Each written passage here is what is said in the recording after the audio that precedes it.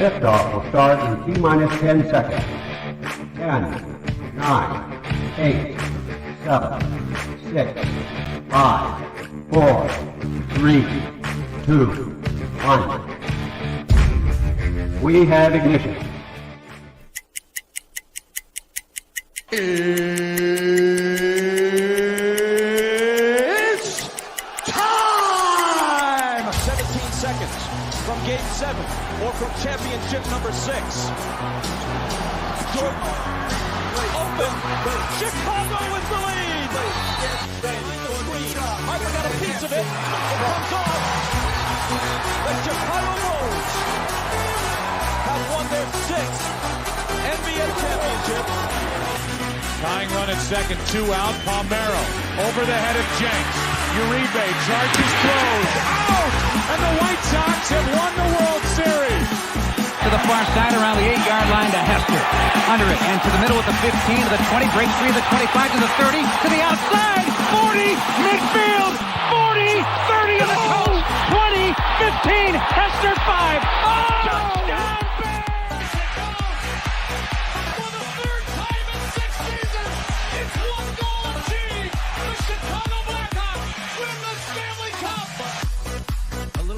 Slowly toward Bryant. He will glove it toward Rizzo.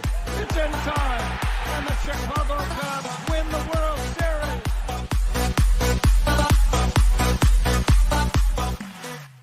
What up? What up? What up? Welcome to Shawn and Maya in the morning on this TGI Mickey Ficky Friday. It's the weekend, baby. And I'm your boy, the SuperBack, Shawn Sierra. Thanks for tuning in. Listen, if you're watching us on Facebook Live, well, then I guess you found us on Facebook. And if you're not following us on Facebook, What? Let's go to Facebook, type in Sports Zone Chicago, click the like button, and now you're following Sports Zone Chicago. Simple. But wait, there's more. Go to the shows page. Go to Shawn and Maya morning. Like that, will you be liking Sports Zone Chicago, but you'll be liking Shawn and Maya in the morning as well. If you're watching us on our YouTube channel, excellent. And if you're not subscribed to our YouTube channel, for real. Listen, go to YouTube, type in Sports Zone Chicago, click the subscribe button. Okay, also, click the notification button. That's the little bell right next to it, and that will let you know anytime a show from Sports Zone Chicago is going live. Get it? Got it? Good. Man, if you're watching us on our mobile app, wait, come on, man. Don't tell me you didn't know we had a mobile app. What is wrong with you, man? What your problem is? What your problem is, man? Come on. We have a mobile app. So I don't care where you get them from. Go wherever you get your apps from, go there, whether it's iTunes, Google Play, Amazon, Walmart, Kmart, 7-Eleven, Zayre, Zemsky, Macy, Montgomery Ward, Venture, Woolworth, wherever you get them from. You go there, you type in Sports Zone Chicago, you download it, you take us with you on the go. So not only do you get Shawn and Maya in the morning 3 days a week, not only do you get our other live shows throughout the week, not only are they archived there like they are on Facebook and YouTube, but I'll tell you what, we give you a slew. And I mean a slew of articles, thanks to my man Clarence Council III. Big up to Clarence for keeping you abreast of all articles Chicago sports related. And if you're watching this on Roku channel, yeah, I like that kind of party, baby. Yeah. If you didn't know, you better ask somebody. Sports Zone Chicago, we have our own Roku channel. So if you have a Roku television in the house, do us a favor. Do us a solid, would you? Go to your Roku device and download Sports Zone Chicago's tile. Put it right smack dab in the middle of all of them. All right, Netflix, Hulu, Prime, Max, Apple Plus, Disney Plus, Stars. Oh, snap. Today's Friday. Kanan, Power Book 3, Kanan, Season 3, Episode 2 is today. Oh, I know what I have to watch after the show. Yeah. Well, I digress. Sorry, I got excited a little bit. Put it right there. Download it. Now you can watch Sports Zone Chicago on the big screen. Hell, we're on the big screen live right now, right in Mickey Ficky now. That's what I'm talking about. Now, excuse me, you can also tweet the show. You can tweet us at Sports Zone Shy, that's CHI, at Sports Zone Shy. Now, if you want to follow me, just me, personally online, you want to know what I did? Let me tell you what I did. You want to know what I did? Here's what I did. I made it nice and easy for you folks. Nice and easy. One handle for Facebook, Twitter, Instagram, Snapchat, and TikTok. I know I'm a 52-year-old TikToker, but leave me alone, damn it. All one handle, at the Shawn Sierra. If you want to follow my lovely co-host, Maya Akai, you can follow her on Facebook and Twitter at the Sports Chica. And if you want to follow her on Instagram because you're an IG and you do it just for the gram, we'll just follow her at Maya_Akai. It's MAYA_AKAI. Man, we have a phenomenal show, but I need you to get interactive with us today. So whatever platform you're watching us on, whether it's Facebook, whether it's YouTube, whether it's our mobile app, leave a question or comment on that platform. It'll come up here. I'll put it on the screen. We'll incorporate it into the show. And that, my peoples, all the peoples, and that, my peoples, is why this is the best talk show around, is you. So bring them all, baby. Questions, comments, smart-ass remarks. Ain't nobody scared over here.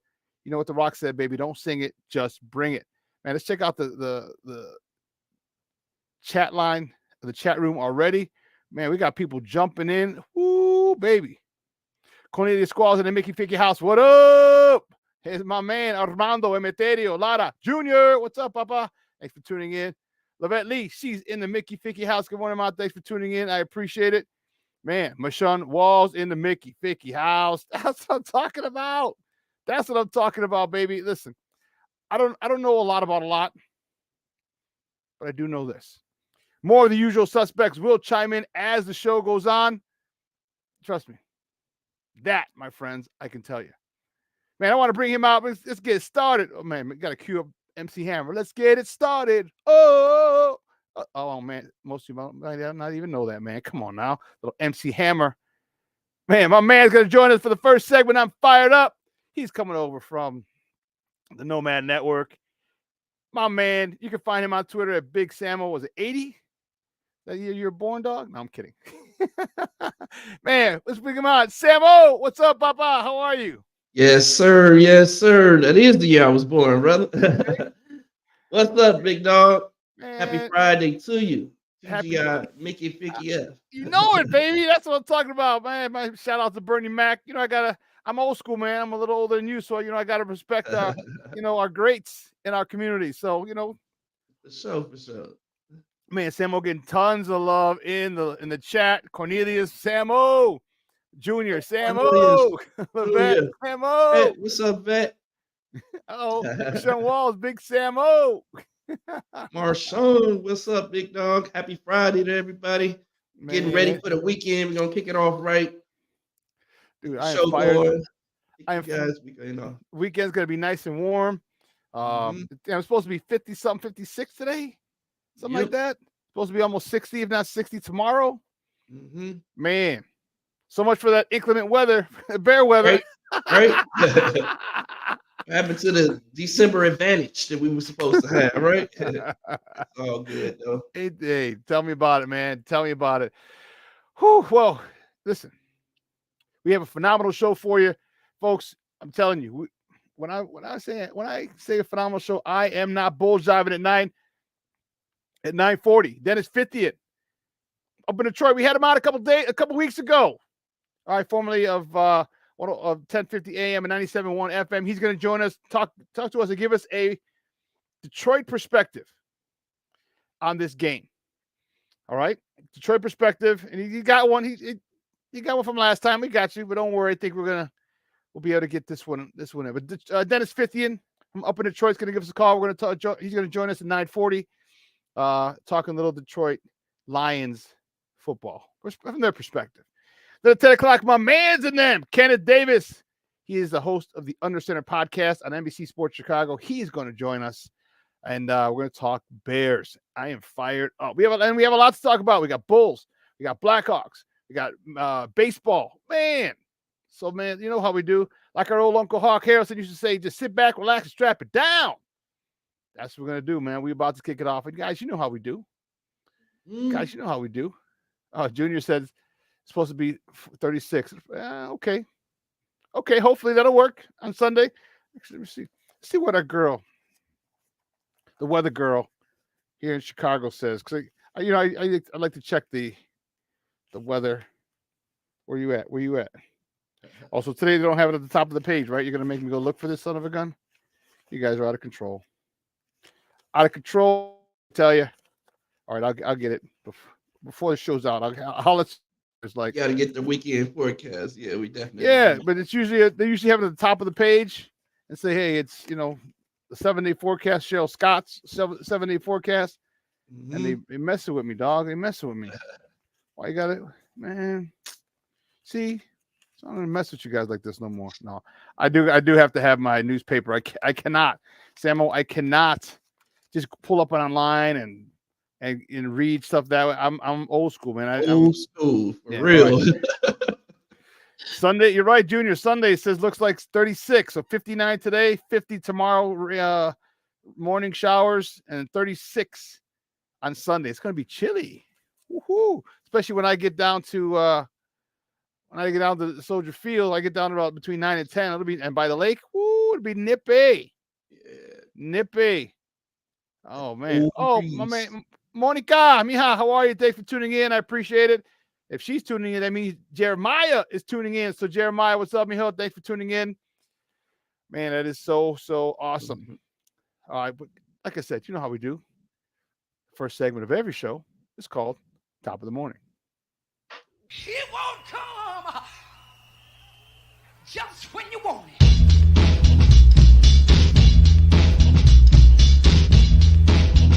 Top of the morning to you. Top of the morning to you.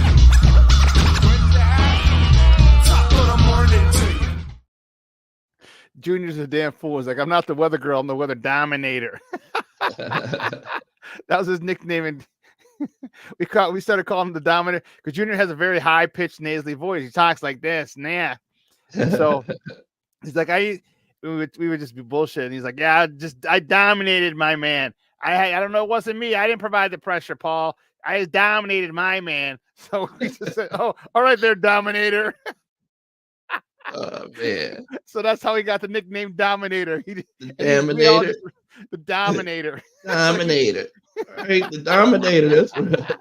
It's So all we just good, ran with it, Junior. dude. That's so we just ran with it. The Dominator, dude. That's hilarious.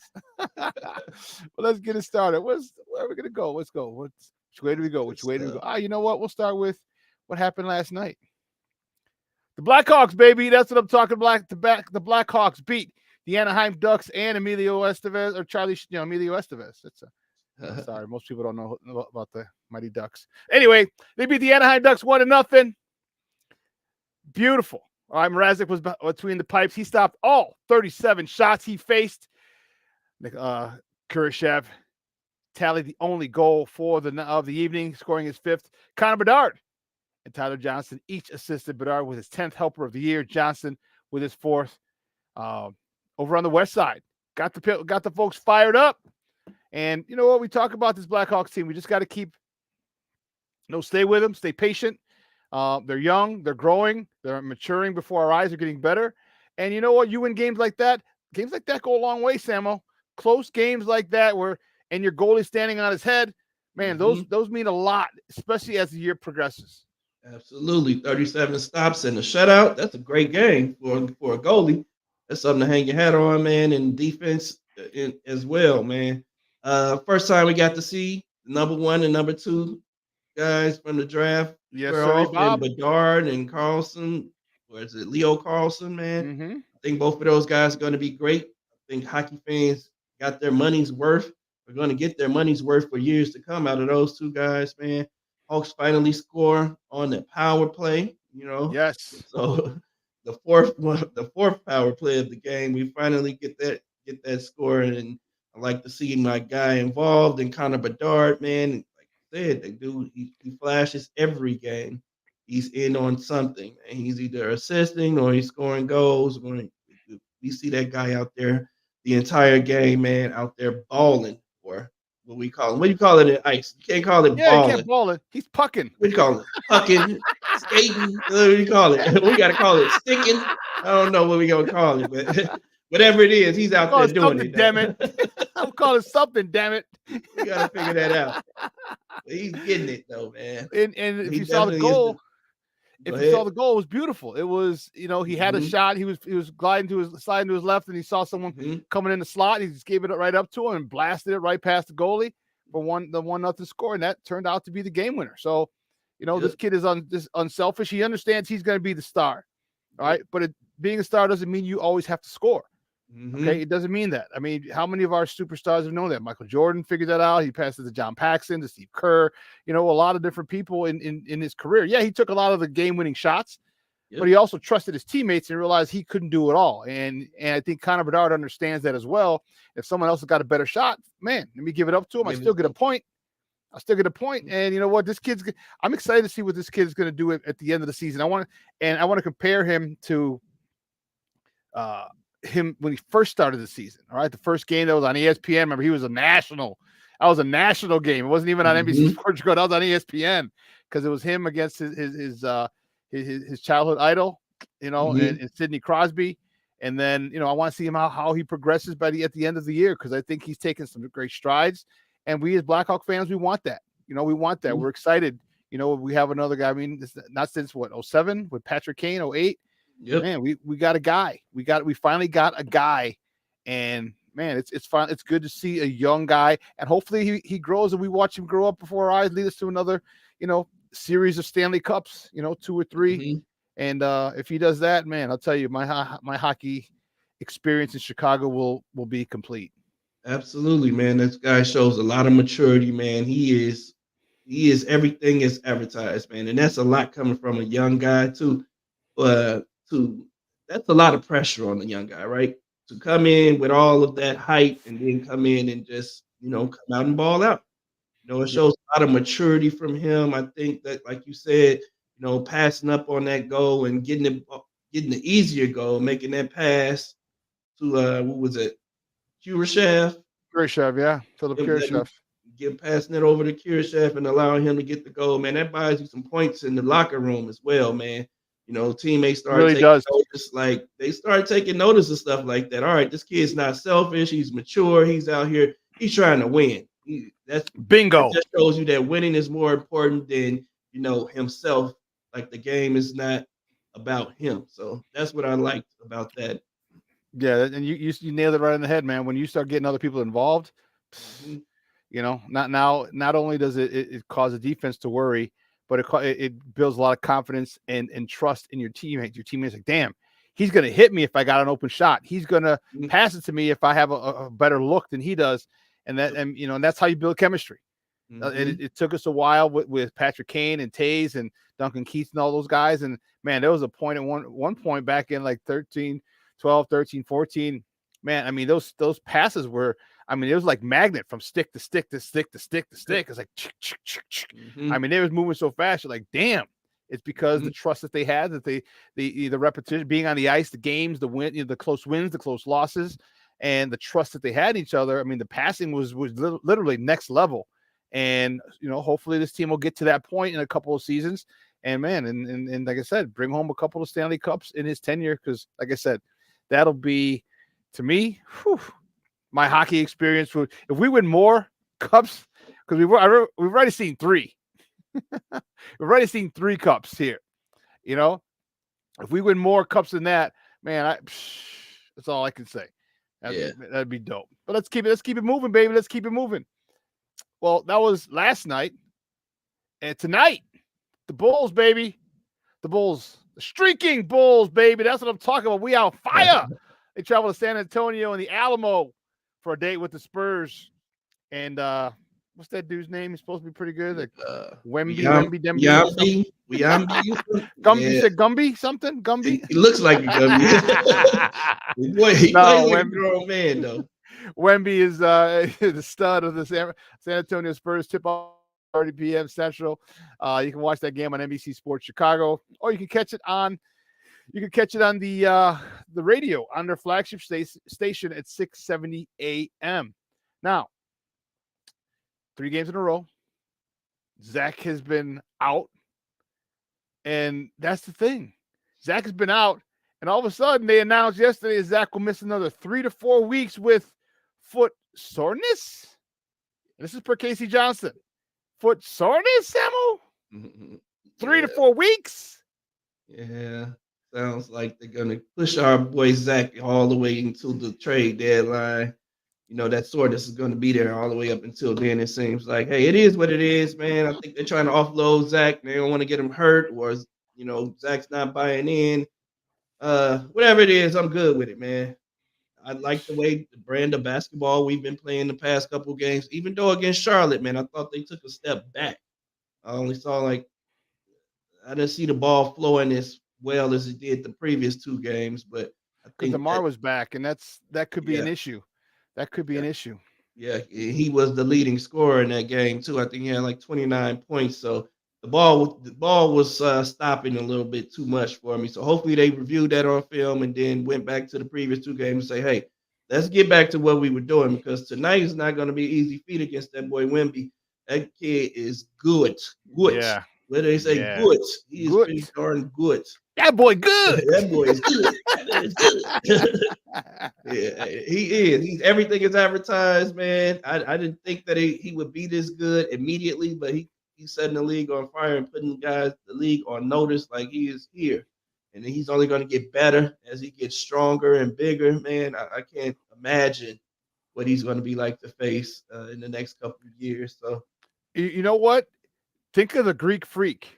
I mhm. remember when the Greek Freak came in, he was skinny like that Joker, man. He was Yep. like, damn, dude, what you in Milwaukee? You better not catch a breeze because it'll knock your ass into the river, into the lake. You know what I mean? And Hey, for real. he found the weight room and the Greek Freak's not bulky, but you could tell he's found the weight room. He's got meat on him. He could take a beating. He could take a pounding going into the hole, contact, initiate contact. Wait till this guy puts on like 25, 30 pounds. Because on that big frame, he'll go from like arms like this big to like this big. But Yep. you'll notice it. You'll notice it. And he won't lose a lot of his athleticism or his skill or his agility. And man, when you get a guy like that putting on muscle mass and gaining strength, not strength, strength, Strength. Yeah. strength, Get that strength up. strength, man, he's gonna. If you think he's a problem now, Yeah. my goodness gracious, Great Balls of Fire, he's gone. I mean, he's gonna be out of this world. So Levine is history in Chicago. We believe so, Junior. We believe so. You know what? Absolutely. Yeah, it's okay. That's okay. Mhm. It is what it is, man. The Bulls Yeah. have more things to worry about. They got a tough 7-game stretch, including tonight's game coming up, man. They only got 2 home games in that stretch. So I think they got the Spurs, Bucks. They get back to back against the Heat. They got the Nuggets, and the Yeah. So Sixers, and the Lakers. It's like the you gotta be Bulls right focused. now, they're at San Antonio tonight. All right. Then they're at Milwaukee on Monday. Then back to back here. Well, let me say at Milwaukee on Monday, at home against Denver on Tuesday. Then they go to Miami on Thursday. So you go to the defending champ a year removed in the Milwaukee, or 2 years in the Milwaukee Bucks. You got the defending champs coming in the night after you face the Milwaukee Bucks. Then you got to go down to the MIA to 305. Yeah, it's a nice little after facing San Antonio tonight. You're right, Sam. Well, that's a nice little stretch you got going there, man. It's a nice little stretch. Wow. Yeah, it's Wow. something to be. They have to be prepared for that. That nice stretch right there because those teams are going to come in and be looking to beat them up. I think the Heat is probably the only game I think they really had a chance in. And they stole a game from the Heat recently. So Yeah.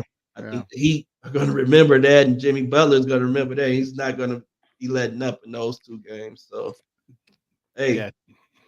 ball has to move, man. Let's play the brand of basketball we've been playing those past 3 games or 2.5 games.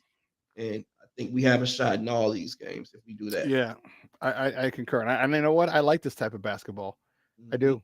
I do. Don't get me wrong. I want stars and bigger stars. And but when you play this type of basketball, all right, it's impossible to literally figure out who's the dude. Yep. It's impossible. Like, when Zach's on the court, Zach most likely is going to have the ball in his hand at the end of the game. When you have guys when the ball moves and everybody is confident in each other, and there's no and the tier system, all right, it's there's a pecking order. When Zach and DeMar are on the court, Zach and DeMar first, everybody else second. And then everybody knows, right? We got to double Zach, we got to double DeMar. When they're not there, and you have a whole bunch of guys, just you don't know. You don't know, and now you're gonna be able to get some one-on-one looks and things of that nature, making it a lot easier. So we'll see. We'll see if they can continue playing that style of ball. And what it does is it keeps everybody on their toes. Yep. It keeps everybody on their toes because tonight I might have to be the dude who shoots it. I might have to be the dude who takes the last shot because the guy who was going to thought he had a good look, got a late double team, and now they swung the ball over to me. So I like it. I like it. Everybody's is involved in the game because when you got ball dominant guys, you could tend to lull off and zone out because you know what they're going to do. They're gonna dribble, or drive to the hole and dribble, pull up with the midi. Like, come on, man. It works a lot, but it alienates a lot of the rest of the team. And with the style of basketball they've been playing the last couple of games, no one's been alienated. Right. We haven't seen Kobe White play this well Yeah. ever. And then Patrick Williams has been playing well. Yes, he has. In the basketball. We got Ayo's playing well with this brand of basketball. Like the other players are getting involved and they're looking a lot better. And these are players who we Chicagoans are giving up on because we haven't seen them be consistently involved in the game. But when those two guys go out and these guys are all involved, it's like, hold on. So wait a minute. Is it those two guys that are just stopping the ball and just taking all the shots, and now we can't get a chance to see these other guys, so they're shooting the shots every now and then, and they can't get into the floor of the game. I think this gets those guys into the floor of the game a lot better. We have to maintain this brand of basketball, and if it means sitting Zach, which I think that's what it meant, that's what they decided to do. Like, all right, we're going to sit Zach down because we know what's going to happen when he steps onto the floor. Yeah, and looks like we're probably going to have to eat a lot of his contract in order to move him because people are going to want to pay $200 million for a dude who's really an option. I think he's a good number 2. I think he's a phenomenal number 3 option. But number 1, I think he's in over his head. He just happened to be the best guy on the team here. He had some longevity here. So that's, I think, the Bulls are just kind of stuck, so but we'll see. Well, keep it moving, baby. Next top of the morning topic. Man, this was a bittersweet. Former Chicago Bears kicker Robbie Gould has retired. All right. Robbie Gould was money for us. Man, he finished first. He leads this franchise in points with 1,207. All right, he leads this franchise in most field goals made, 276. And he leads this franchise in field goal percentage at 85.4. This was a guy who was an undrafted free agent out of Penn State. He was actually working a construction job. He had a couple tryouts in 2005. He didn't make it. He went back to work construction, and the Bears called him, said, "Hey, come try out." And he was like, all right, fine. Never left. And he didn't leave for 11 years. Stayed here for 11 years. Had some huge moments for us. Won it with the Seahawks in the divisional round. Sent us to the NFC Championship game. So, yeah, great memories with Robbie Gould. Absolutely. A lot of great memories with as good as gold, Robbie Gould. Good as gold, baby. Yep. As good as gold. This dude was money for us for years, many years, man. Like you said, his story is amazing. Coming off of a construction site and trying out for the Bears and having an 11-year career and leading a franchise, a story franchise in the Chicago Bears and points and field goal percentages and all that good stuff is just an amazing story, man. I hated to see him go when he did, and I was hoping that he would have come back a few times. There were a couple opportunities to bring him back that we didn't. I think he even wanted to be back in Chicago. I think he still maintains a home here. He does. Yeah. So, yeah. And good dude, man, who loves the game. And he also has a lot of football acumen, too, man. Yes. He's not just a kicker. Like, he's a really smart guy. I love his personality, man, and just him as a player, man. He was reliable. That's the only thing you can ask for from your kicker is for a guy that's going to be reliable in the kickoffs, and he's going to place it where you want him to kick it on the kickoffs and the field goals. Man, he was money. He was that guy. He's the only guy, if I'm not mistaken. That's the one I didn't. He's the only guy that what does he have? He's perfect in playoffs. In the playoffs, most playoff kicks without a miss. He's 29 of 29 field goals, 39 of 39 of extra points. That when the money's on the line, when it's playoff time, and you tried him out, it's good as gold. Whether it's an extra point, whether it's a field goal, this dude was amazing. I really think he could get a Hall of Fame consideration. Absolutely. Because of that. Because of that, and you talked about his personality. I believe he was a union rep for the Bears for a while. He was outspoken, And just to ironic, he was in the house on the double doink. He was in one of the suites, and he saw the double doink. And I can only imagine how he felt. Yeah.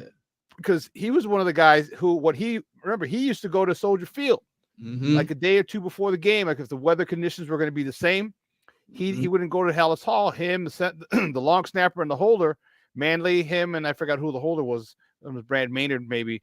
And they'd go to Soldier Field and kick.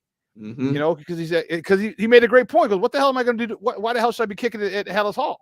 Yep. I'm not playing here. I need to be down there. I need to be kicking in the elements, especially down there when that wind's swirling around in off the lake around over Soldier Field. And he started doing that. I thought that was, you talk about foresight, you talk about intelligence, and the Bears were like, you know what, brilliant, and that's why he was able to, he was able to be confident whenever he went out. It didn't matter the conditions because he had kicked in those conditions, plenty of times. So, hats off to him. Congratulations on a phenomenal career. I think he probably made a little more money in football than he would have made in construction. Call me crazy, I don't know. But I'm happy for him. Yeah, he does have a home here, so he it'd be good to see him around town every once in a while. That'll be dope. And he's, what's cool is like he's like an average Joe because he's not like 6'4", 270. You know what I mean? Like he's not a big dude. You can walk past like, wait, was that just Robbie? You have to do a double take. Like, hold on, that guy looks like Robbie. He does, man. Shout out to him. Like, yeah, I believe in everything you said. Like, yes, he is absolutely worthy of Hall of Fame consideration, man. And like you said, he mastered Soldier Field, man. He's probably the greatest kicker I've seen in my lifetime in Soldier Field. You got Derek Carter checking in the chat. What's up, Papa? How you doing? Thanks for tuning in, my man. Bellissimo. Oh, he's a retired Bear. I don't care. No, I hear you. I hear he has to retire a Bear. Otherwise, I'm gonna have something to say if I ever bump into him downtown. Like, listen, homie, we gave you that shot. You came to prominence because of us. Us, like I had anything to do with it. You know what I mean? Like us. Bellissimo, thanks for checking in, Papa, from across the pond. I appreciate it. Love having him in the chat with us. He's the most good people. Well, you know what? The Bears. Speaking of, why don't we just stay with them? Why don't you just tell me the name of the movie you'd like to see? I'm kidding. The Bears, they prepare for their game Sunday on the lakefront, against the Detroit Lions, against the Detroit Sucks. I'm excited. Kickoff is at noon. Okay, that you can watch that game on Fox 32 locally, or you can listen to it on their flagship, the new flagship AM 1000. A lot of storylines going on for this one, and I'm looking forward to it. I'll be in the house. SuperBack will be in the house on Sunday, and I'm looking forward to checking it out. I'm looking forward to seeing how this team comes out and how they respond. I'm looking forward to Justin Fields, see how he responds with all the rumors and things circling him. And he talked about it earlier this week, Samuel. Like, yeah, he goes, I understand. He goes, but it's out of my hands what they want to do. What they're going to do. It goes out of my hands. I just go and play ball. And he kind of reverted to his faith and said, I trust in God and let God take it. Your thoughts on him finally, for the first time, really acknowledging, all the rumors and the speculation, the talk about his play. Yeah, man. We know that athletes all say that they don't listen to, what's going on in the media.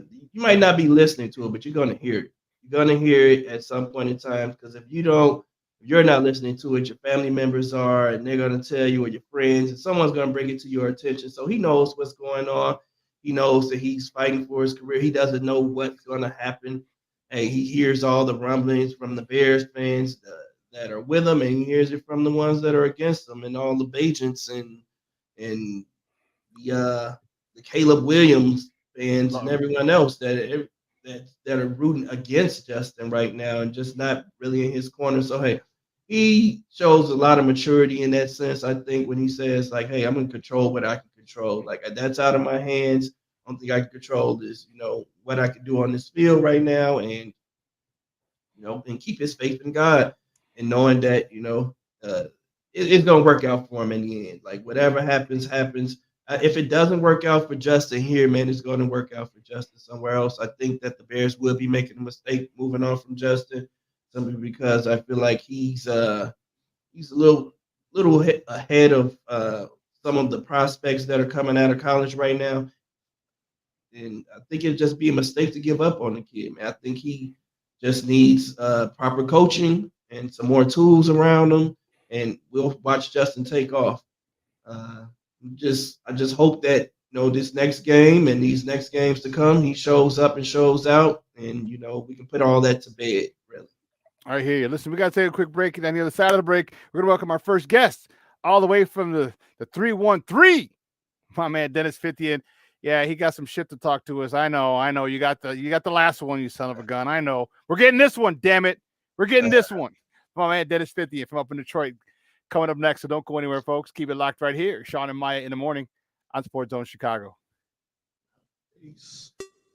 Hey, it's your boy, the SuperBack, Shawn Sierra, and be sure to follow Sports Zone Chicago on all social media platforms, on Facebook, Instagram, and our Roku channel. You can find us at Sports Zone Chicago, and on Twitter, we are at Sports Zone Shy. Also, be sure to download our mobile app so you can take Sports Zone Chicago with you on the go. Time out. How are you feeling right now? Happy? Excited? Angry? Overwhelmed? One of the best things you can do for your mind health is to name what you're feeling. It can sharpen your awareness and help you talk about your feelings with someone you trust. Here are 3 questions to ask yourself. Where are your thoughts right now? In the past, the present, the future? Do you notice any sensations in your body? Is your heart beating fast? Is there a flutter in your stomach? Or are you fully relaxed? What do you need right now? Time with others? Time to yourself? Remember, there's power in this awareness. So find ways to identify what you're feeling today.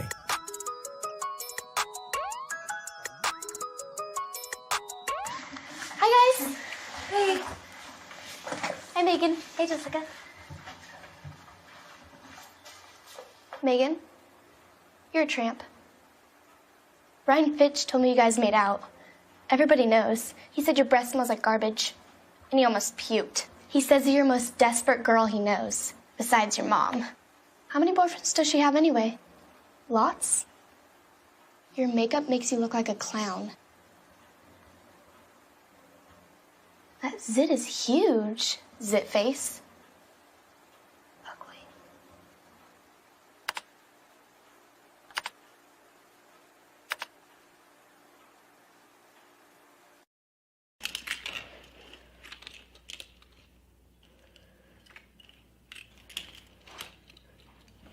Hey, bud, what you doing? I'm playing with cars. Cars? Can you show me what a car does? Whoa. Hold on a second. First of all, this is a school zone. So you need to put down your cell phone, stop texting, and let's get to driving. Now you're coming up to a stop sign, right? You need to slow down and stop before you hit that Y line. I want you to look left, right, left. You don't want to get hit by a car going on your left, and to your right to make sure you don't get sideswiped by a guy coming from your right. You're coming, and you see a crosswalk. You better slow your horses down, because the #1 rule of driving is always yield to pedestrians. Now stop, pull over, and you are done driving. Gosh, what do they teach you kids in school nowadays?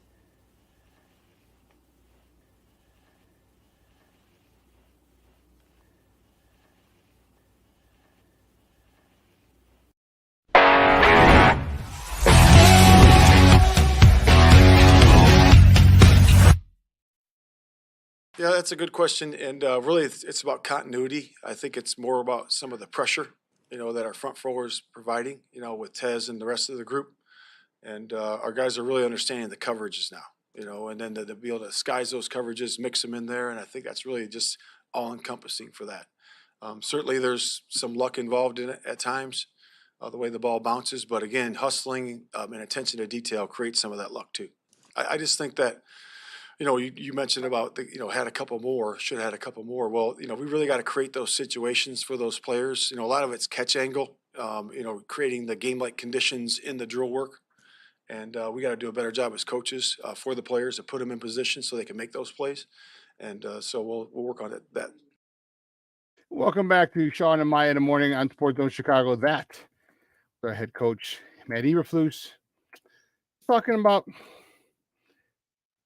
catching, and he has a lot of coach talk, a lot of stuff that you don't give a damn about. It's really funny. a lot of times coaches do, because coaches hate that. Most of the time, most coaches really hate talking to the media. All right, you got the same dudes all the time. Some are annoying, some are whatever. So he's just kind of gone to the, I'm just gonna give you the blah blah blah blah blah route and coach talk and just which it's cool. That's fine. But he's got a big game. He's got a big game. I said earlier on this show and on other podcasts that I think the Bears can go 5-0. I think more likely maybe 4-1, because I think a game against Cleveland, because they got a good defense, although the quarterback situation sucks, or Green Bay would be with the one where they slip up. But they got a game on Sunday, okay? And this is a team that they should have had a victory against, but didn't. So we're going to bring back our guy. We talked to him back then. If he wants to gloat a little bit, I got to eat crow. I'll have it fried hard, please. That's all I ask. Up in Detroit, in the 313, baby, former of 1050 AM, 97.1 FM. You can find him on Twitter at Dennis Fithian. Guys, welcome back to Shawn and Maya, Dennis Fithian. Dennis, what's up, Papa? How are you? I'm 5-0. Yeah. Yeah. Look at the quarterback situations are bad in everyone. Jared Goff usually doesn't play very well outside. Cleveland has no quarterback. Who the hell is their quarterback? Then you got Arizona, and then we have after Arizona, then we have Atlanta, and then finally Green Bay. So Green Bay would be that's why I said either one of those two, or I think this defense, in my opinion, not my opinion, but his defense has gotten better. You look at statistically. So yeah, 5-0. That's obviously best case scenario, but I'm thinking more 4-1, maybe 3-2. But 4-1 is minimum where I'm going. Yeah, I could see 3-2, but look, I didn't think the Patriots were going to win last night. So what the hell was that, dude? I know. Yeah, they're win one for the coach, win one for Belichick. He was taking a lot of heat. That's what they were saying. Now Steelers going to have to win one for Tomlin. Man, he looked pretty pained there. They were booing him. It doesn't take long, man. The Steelers, the most Super Bowls in NFL history, man. Their fans are booing them, so it doesn't take long. It doesn't. So we got a game this week. All right. This week, 48 hours, a little more than 48 hours. You guys will be on the lakefront. Talk to me. You're going in a little undermanned. We'll start on the defensive side of the ball. You're shorthanded. So Aleem McNeil is going to be out. He's a D tackle who's caused a few problems for us game one. Then you're going to be without your linebacker too, if I'm not mistaken. Middle of your defense could be suspect. How you feeling about going up against us with us getting our running back Deontay Foreman back? Yeah, well, we'll see what's going to happen with at the linebacker position. They might get Irvin back, and Anzalone looks like he could be in there. But you're right. I mean, McNeil, that's a big loss. I mean, and the Lions defense, like, if we're talking positive, which I guess we're going to do in a minute, we'll go over to the offensive side. But the defense, it's been the Achilles heel. I mean, this Lions offense, they have the capability to win a playoff game or two, but everybody's going to look over on that defensive side of the ball. So, yeah, I mean, stopping the run is going to be the biggest thing in this game. And, you put Fields into the mix there as well when you're talking about stopping him. He's more dangerous, I think, with his legs than he is with his arms. With his arm right now. I don't know about his arms, but his arm. So it'll be his legs that I'd have to worry about there. So, yeah, I mean, the Lions, they've been struggling to get pressure on the quarterback outside of Aiden Hutchinson. And, if you start just taking a look at the point totals, they've been giving up in their last 6 games, almost 30 points, 28 points per game. That's not going to get it done if you want to.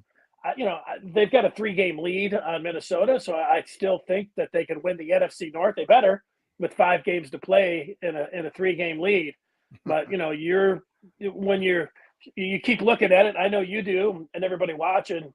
When you're watching any NFL game now, they keep putting up the playoff scenarios, and there's the Lions over on the left, and I don't see the Bears in the hunt. But if they go 5-0, maybe they will be. But they're the Packers and they're the Vikings, and you just start looking at the Lions' likelihood of being able to advance, and they might get Houston back, James Houston, who was a fabulous rookie for them last year and was a sack machine. Could get him back at the tail end of the year and then for the postseason. But I mean, that's what it's about for this team. If they can win the division, they can have a home playoff game for the first time, and since '95, which is, that's all nice, but you want to win that game, and you want to take a shot and maybe win it another one. They've got to get it done on this side of the ball. So this is a game they point to. They should win this game. I know you guys don't like hearing that. Lions are a favorite, but they're looking at this one as one that they should be able to take care of. Yeah, and I get it from your angle, your perspective. How do you feel about Jared Goff? He's historically not a great passer outdoors. He came to Soldier Field a couple of years ago when he was with the Rams. We were able to handle him then. He doesn't necessarily do that. Our defense is now as much improved. We added Montez Sweat, Javon Dexter Sr., excuse me, Mr. Dexter. Javon Dexter Sr. is really growing into his own, coming into a man-child. Andrew Billings, who's really been collapsing the pocket from the inside, making it hectic for quarterbacks. And that turns it over to the strongest part of our defense, and that's the secondary. They've been playing very, very well with 8 turnovers in 2 games, or 8 interceptions and 8 turnovers in 2 games. How do you think that they're going to be able to handle that? Because with our defense, who's really, and then again, we have a little chip on our shoulder. Right? We snatched defeat from the jaws of victory against you guys, and and not to take anything away from you. You guys did what you needed to do, but also this is one that we let slip through our hands. Yeah, well, watching the Lions like I have over the last 30 years, that last game against the Bears, that was one that usually the shoe was on the other foot. The Lions play well for 3.5 quarters, only to see the other team just come snatch it from them, and that's what the Lions did. It's really weird, watching the Lions play like that. In terms of Goff, he's the splits that you're talking about. He plays much better indoors, plays much better at home. But as long as he's not turning the ball over and the Lions aren't fumbling it, that's going to be the key. I know that's a key for any team, but they've been turning it over. What did they had 4 turnovers against you guys last time. And, I would say if they turn it over 4 times coming up Sunday, they won't win the game. But, what Goff has is what every quarterback wants. He's got great weapons with the rookie tight end Laporta, Amon-Ra St. Brown on the outside. And now Jameson Williams coming along and what he's been able to bring. This is and the offensive line is one of the tops in the league. Football. And then they've got a 2-prong attack at running back. All of that is going to be a quarterback's best friend. So Goff is in a great situation. You want to start talking about his hand size and, how he plays when it's below 32 degrees. I get that. That's something he's got to overcome. But I think that with a healthy David Montgomery and Jahmyr Gibbs, Frank Ragnow is one to keep an eye on. That was going to be my very next question. Yeah, that's a big deal, obviously. Yes, it is. He's making all the calls. He's, a Pro Bowl type center.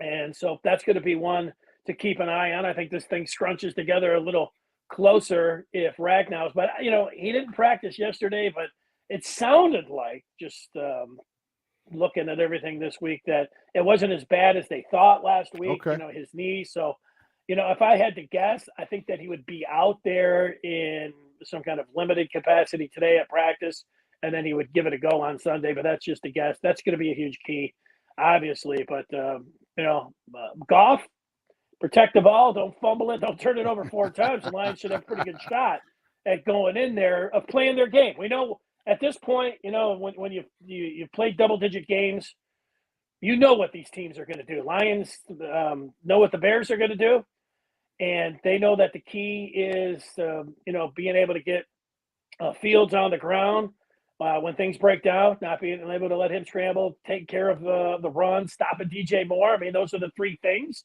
that the Lions will be focusing on. And, when the Lions have the ball, the Bears, they've got to they better be able to stop that run, because if not, we just talked about the weapons that Jared Goff has. And, he's one of the best at play action because of the Lions' ability to run the ball. So that's it. That's going to be number 1 on the whiteboard for Eberflus, whether it's coach talk or not. That's true. You mentioned something earlier, and you said how, what happened to us up there is what happened to you guys. And I used to make fun. I used to say, hey, don't worry, Detroit's going to Detroit themselves. Like when DeAndre Swift dropped the touchdown pass in the end zone wide open a couple of seasons ago. Now I had to change it. So this time I'm like, yeah, don't worry, the Bears are going to Bears themselves, because it's literally changed. But this season until our last game, when we played Minnesota. I think that was really huge for us in being able to overcome a deficit. We went, they scored late. Excuse me, they scored late, took the lead, and at that point, I was like, man, here's a key point. Are the Bears going to Bears themselves again and just let this be the game-winning touchdown or game-winning score, or are they going to be able to come back? They are able to come back. I know it wasn't a touchdown, it was a field goal, but that's all we needed.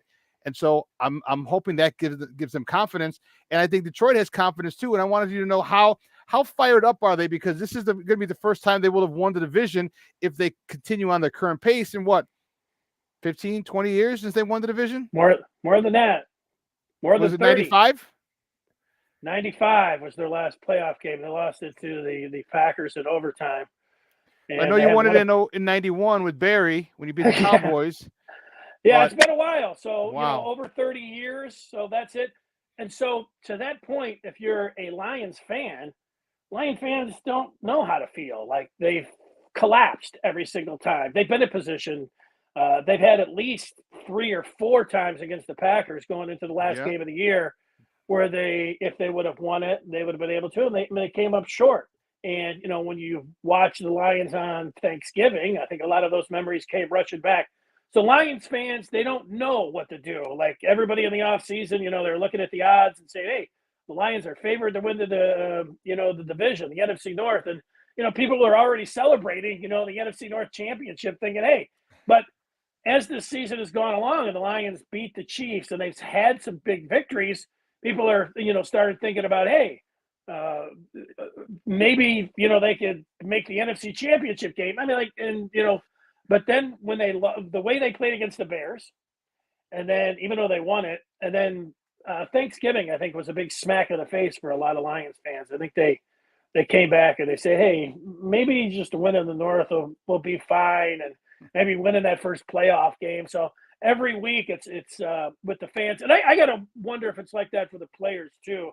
Are they able to – Jared Goff did a good job this week and say, look, they can't just be thinking about winning the North. They got to be thinking about, you look at the entire NFC, and if you can go in there and, you can't just be satisfied with winning the NFC North. And you got to think about if you get into the playoffs, being able to advance. This team's got to play a lot better on defense, and they got to stop turning over the ball. And if they do that in these next 5 weeks, I think they could be a dangerous team. I think they can win a playoff game or two. But, right now, they got to win, and they played really well and then hung on against New Orleans. But there was a point before Thanksgiving when they came back against the Bears. I think they let their guard down a little bit.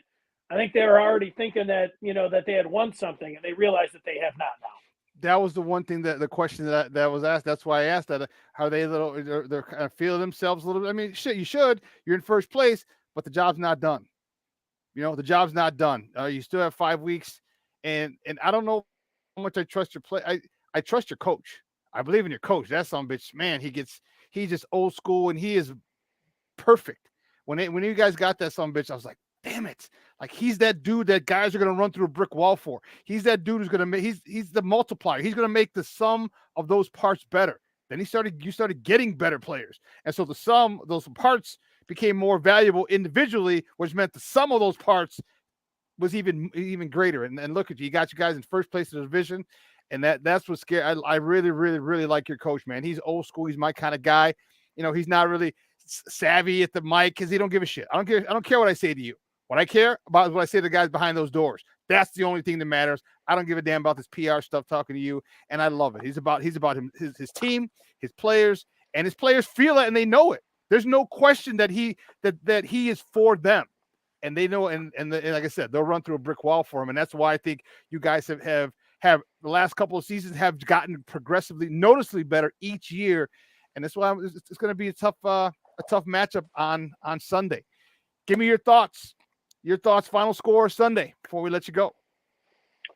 Yeah, I think I don't want to say that I nailed the score the last time out, but I did have the Lions winning narrowly and having the Bears with the points. So that's not what a lot of people were saying. And this time I think, I do think that the Lions could cover that 3 points. I don't expect them to be down this entire game. You're talking about believing. in Dan Campbell. Brad Holmes, Lions fans believe in their general manager. They believe in their head coach. But really, you look out on the field, you believe in the offensive line. You believe in Gibbs, watching him game in and game out. I mean, he is a special back. David Montgomery, I believe that he can get those tough yards and run between the tackles. So I believe in that. And if they're doing that, Goff with the play action and the playmakers that we've already talked about here, I do believe that the Lions are going to be able to put up some points. The defense has been obviously a big question, but I have the Lions winning this game about 30-24.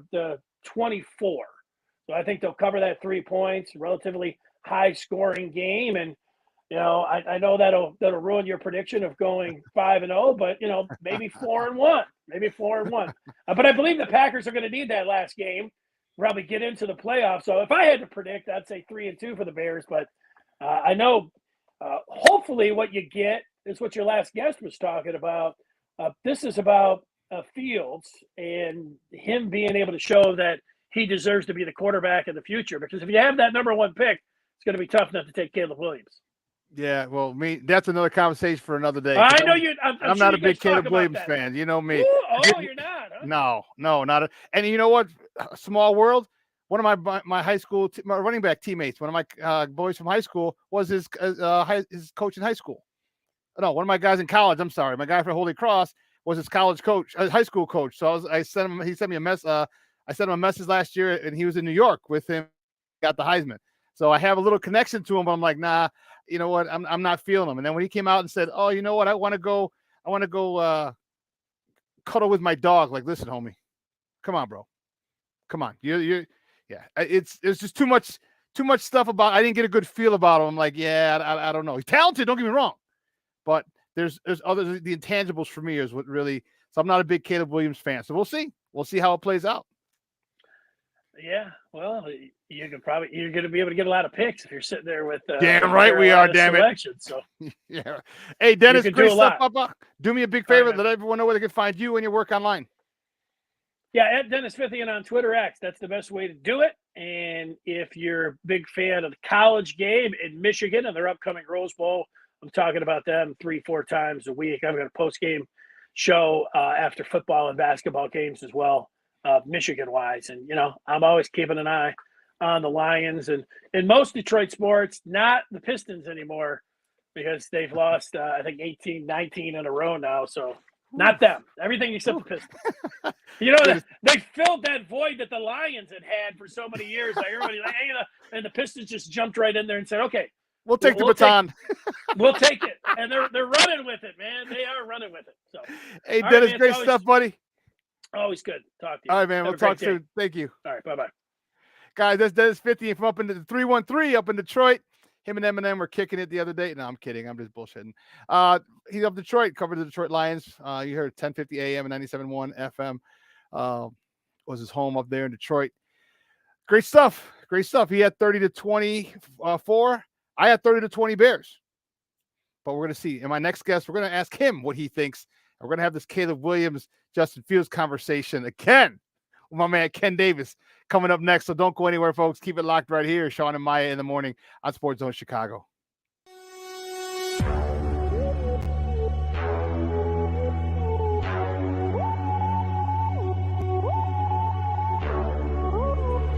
Fields a run for 17. Back he goes. Here comes Chubb. There goes the ball. Touchdown! Walk at the left tackle, time for Fields. Now he'll accelerate to get the first down. Great tackles, and he's off to the races. And we got a terrific block. For every generation, it has started with the call to serve. Discovering the purpose and the belonging earned with the title. Learning to dig deep and push through adversity together. Defending our nation and its people. It is a life of great worth and reward. But Marines are never really finished serving. Their commitment comes full circle, visible in communities across our country. This is Semper Fidelis, always faithful, always Marine. Marking a path for the next generation. So I've come up with the family emergency plan. Great. What is it? It's difficult to talk about, so I'm not telling you. How will we know what to do? You won't. I'm so glad I won't have to remember anything. And me too. Thanks for this, sweetie. Talk to your kids about who to call, where to meet, what to pack. Search Ready Kids at nyc.gov or call 311.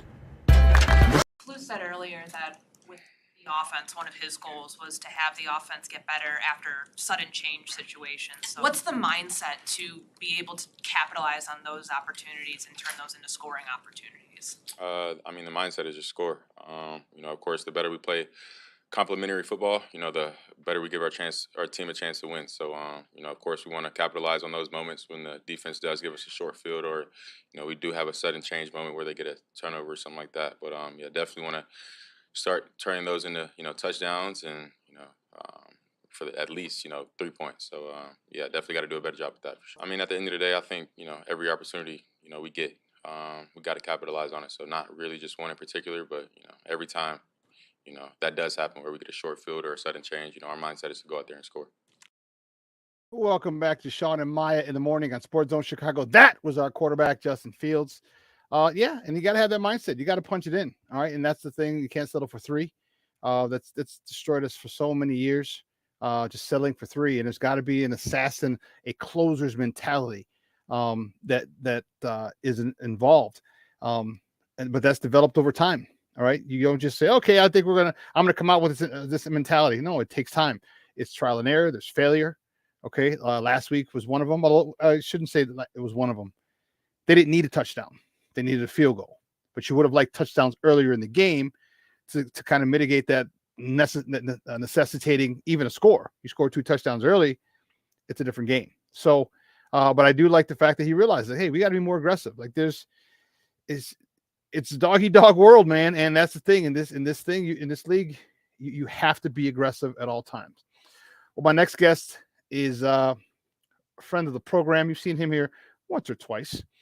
He is the host of the Under Center podcast, also of That Davis Show. You can find him on Twitter at That's Davis. Let's welcome back my man's in them. It's been a minute. No, it hasn't been a week. It seems like forever. My man, Ken Davis.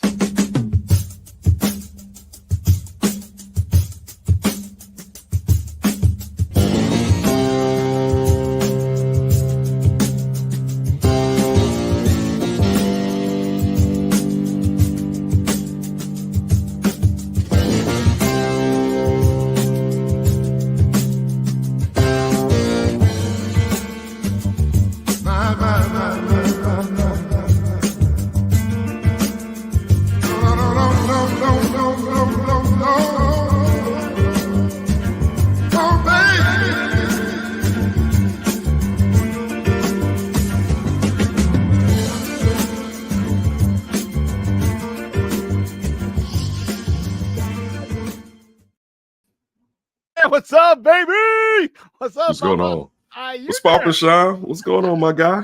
Man, it's Friday. It's Mickey Ficky Friday, baby. I love it. Woo, Charlie. Looking forward to a nice little warm day today. Nice little warm, rainy day tomorrow.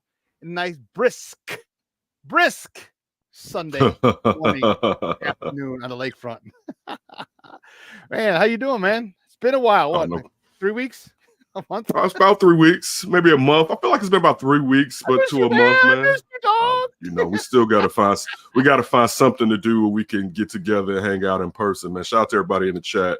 I miss all of y'all too. But yo, what's going on, man? What's going on? Let's talk to these Bears. Man, I'm excited. I see you in here hating. I saw you in here hating. Dude, he want to go and be with his dog. Oh my God. I want to cuddle with my dog, man. We don't want to hear that. I don't care what you do as long as you go win. I don't care. You can have 8 arms as long as I personally don't care. You can go paint your toenails. Dog, if you ball out, I don't care. That's all I want. Make my Sundays easy. You make my Sundays easy, you can do whatever the hell you want to during the week. Yeah, that's not the mentality I want from my quarterback. You know, sorry. The mentality. No, I'm gonna go cry with mom. I'm gonna go. Come on, bro. You're the leader. Go cry of this with team, mom. bro. Hey, no, you know what? You do that after now, look, the I'll game. be honest with you. I'll tell you this. I don't want to see that in the pros. I'll be honest. You know, go find a bathroom or something. I don't want to see that in the pros. I would be lying. I get it, bro. I don't want to see that in the pros. I will push back on that. But dude, the rest of the stuff, man, I don't care about. Mad love in here, man. Ken, the perfect music for Ken. Ken in the Come on, house. Come on, Barry man. Shout out podcast. Mondo, Cornelius, Shorty, Mashawn. They love you. Everybody, shout out everybody, man. They love you, man. Mondo, tell Patty I said what's up.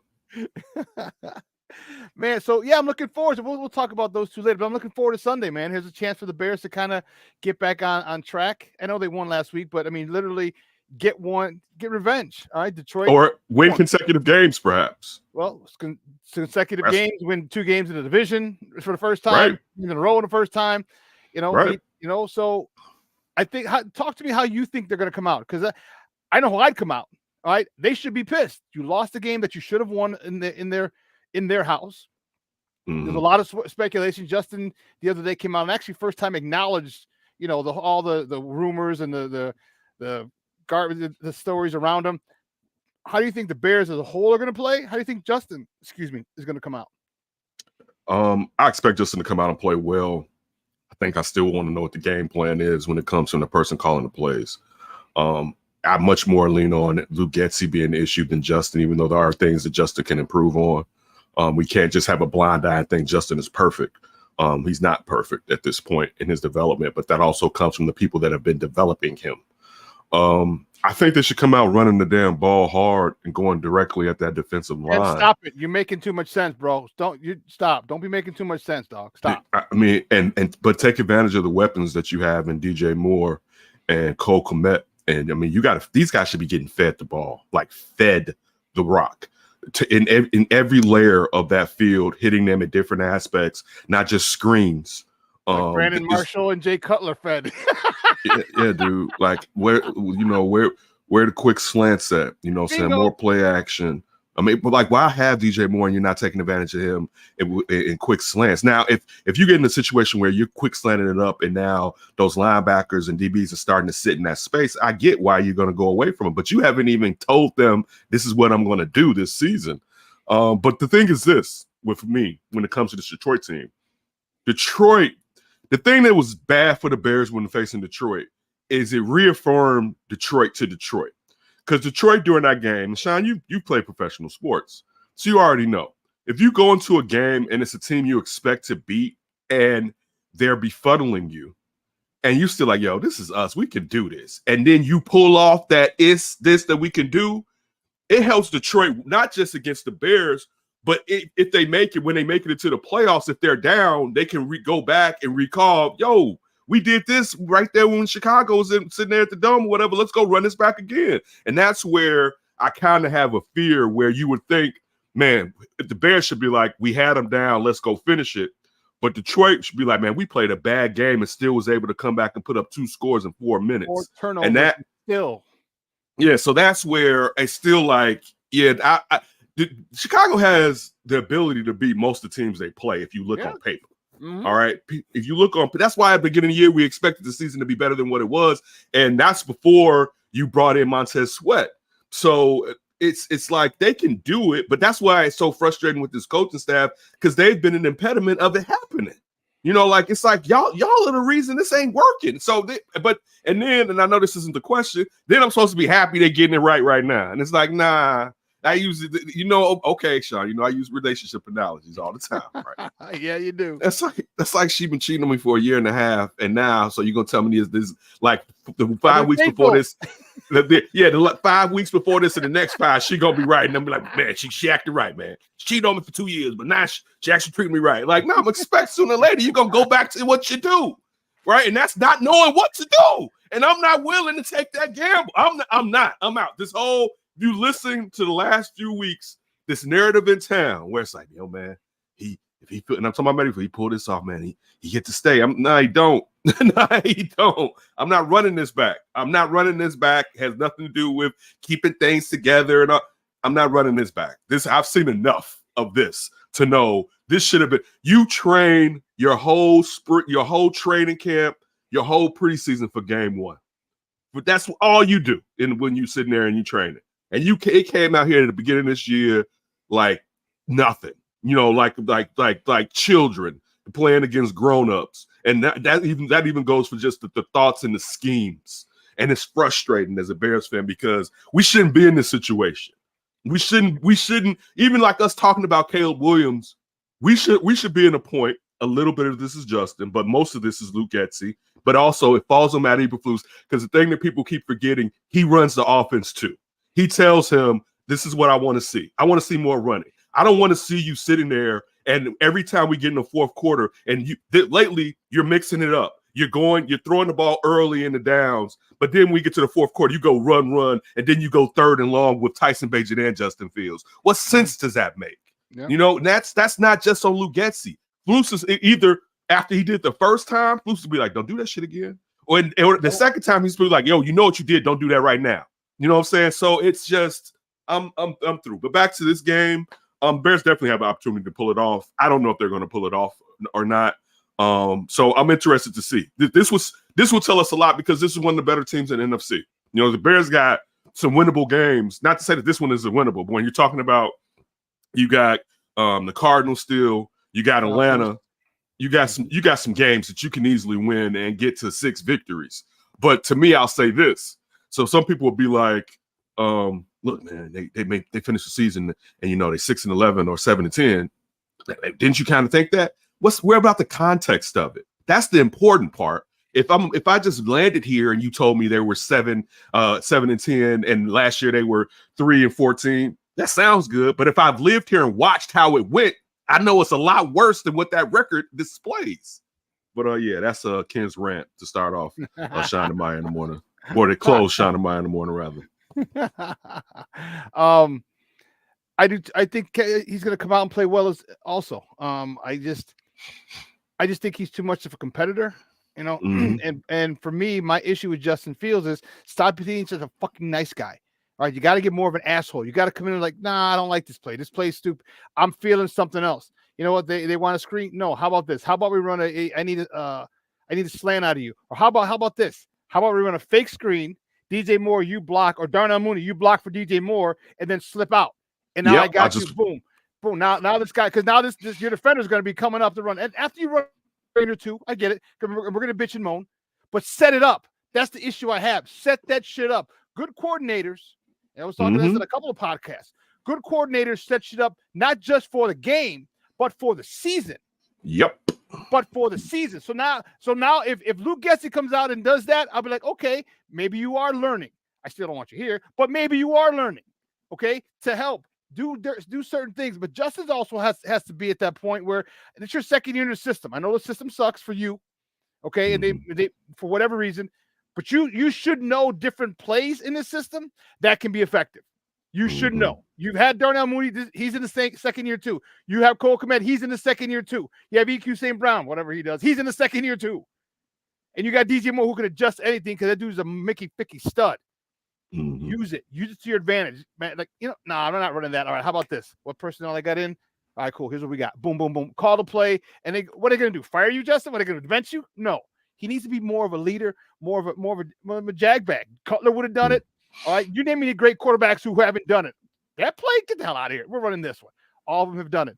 Justin needs to do that. I think, and if he does, he's already got the mad respect of the locker room. If he does and is successful, how much more respect and loyalty are the players gonna have for Justin? He's like, man, he changed the play and he's got a first down, or it kept the drive going, or it was it just shows that you own this. And I feel Justin's got to do a little better job. And me, I love Justin, but man, you got to grow too. You have to win despite your coaching, because you know good football. You just need tweaks here and there from a coach. You know good football, and you're the one out there. You got to do it. He's got to step up, man. And I hope he does, because this kid is special. This kid is special when he's comfortable and he's playing free. talk to me about this run game. All right, they're missing their D tackle, Aleem McNeil. He was a problem for us last time we played. Their linebacker might be out. I was talking to Dennis prior to you, which means that middle of that defense is going to be a little compromised. Which linebacker, Campbell or the No. the dude that came from New Orleans, the white boy with the long hair, like him. Alton? Okay, Yes, okay. Him. He's. They said he might go, but his hands hurt. If his hands hurt, bro, come on. You can tackle me as a linebacker? Come on. But anyway. That's what I'm saying. Come on, use your arms. Like your hand? You better club that bad boy up. Let's get going. You have to. You have to. So, and we get Deontay Foreman back, and he's our downhill runner. What are your thoughts on the Bears of being able to attack? And you said run the ball. What are your thoughts, and then being able to really, really affect and be productive in the run game with those guys out? I'm fearful in the matter. Because for some reason, when the Bears know that something works, they don't use it. I think a lot of us at the beginning of the year thought that the Deontay Foreman should have been the bell cow, and you should have used Khalil Herbert the same way that you did with David Montgomery. And we had to wait until Khalil Herbert got hurt and Roschon got hurt for you to finally put the guy in that's probably the better of the three running backs, because he has, wiggle and a little bit of speed to where you think about how many home runs he could have had if that linebacker or that safety didn't catch his shoestring tackle him. Like he's had some opportunities. I know he said it himself, but you got to run it up the gut. You got to take advantage of where Tevin is at. You know what I'm saying? You got to go up that way. You got to go on the other side with Wright and Nate Davis. It's not the same as when it was Tevin and Wright as far as they was bullying cats out there. But but we know that's what they're supposed to. Like, see, that's why I'm not forgiving nobody this year, to be honest with you. You knew running the ball, all the great teams now, for the most part, even though they're flying through the air, they are dangerous run teams. Look at what Mostert and Achane are doing down there in Miami. You look at what McCaffrey's doing with the 49ers. You look at what Swift is doing with the Eagles. Like most of the teams where we're talking about, man, look at their offense. Like back in the days, it wasn't like that for a period of time when it was all through the air and people weren't doing it as much. But all these teams are putting it to you with the run too. The Bears were the best run team in the NFL last year and forgot it. So it's confusing that this is simple football. This is Pop Warner-ish, basically. Yep. You know what I'm saying? This isn't complex. I'm not out here giving you exotic X's and O's when I'm saying this. I'm talking about complimentary football. So, yeah, they should get out and run the ball. They should definitely, and this is just remedial football, take advantage of play action. I don't understand why and I love that one. I don't understand why the guessing, but it's just, dude, I cannot. I think, Shawn, I'm a good person for the most part. I'm flawed like anybody else. I don't really like calling for anybody's job. I wouldn't want nobody doing me like that, but I don't want to call for it. But I cannot say, let's run this back. I'm just being honest with you. It's just because there's too many things that are simple football ways that they do not implement. And I think, and this is where it's going to hurt some of y'all in a good way. Remember Tressman and how it got. And I know this is swinging in a different manner because they got hot. They're getting hot right now. But we'll just remember how confusing it was where they just weren't fundamentally sound. And the Bears were smart to know, like, after 2 years, that's enough. Yeah, we usually don't do this. We give our coaches more length, but this is a mess. This is better than that because of looking at where the defense is. I'm not going to lie and just to make my point. It is better than that. But they've been too confused over 2 seasons where they figure something out and then forget how they figured it out. And to that point, I can't go into another year hoping that this year you remember what was working last year. That's just too much for me. But as far as what the Bears should do on offense, we've talked about it. First of all, I know now they have been making sure that DJ Moore is getting, almost double targets. He better, hell yeah. Right. But what was the point? But I mean, that's how the season was supposed to start out. You know what I'm saying? Why? Like, one, you set him up. Then when teams are over defending him, you take advantage of him as a decoy to hit somebody else. That's simple football. It's what you were just saying as far as setting stuff up. All right, I'm about to show you this, but now this is really for Mooney. Oh, I'm about to show you this. Now this is really for commit. Oh, I'm about to show you this. This is really for one of the running backs. But all the time, it looks like we're going to go to DJ Moore. This is easy. This isn't hard to take advantage of a guy that you're paying. I know he doesn't have a crazy contract, but you're still paying him $14 million a season. You traded a number one pick to bring him in here. You should be exploiting him. So we'll see. We'll see. It needs to be Cutler Marshall type targets, bro. I'm sorry. It needs to be. Yeah. Give him a shot. He's double team. Fuck it. It's DJ Moore. You have to. That's part of the. That's why Bingo. you have those type of guys. Yes. You don't go out and get a top flight receiver to be like, oh, he's covered. No. What did Devontae Adams tell those quarterbacks with the Raiders? He's like, my open is different than what you think when I'm double covered. Right? It's a different type of open. So it may look like I'm double covered, right? But hit that window, right? That's the come on. And then listen. So then this is also what's frustrating because it's like, do you want to be here referring to Luke Getsy?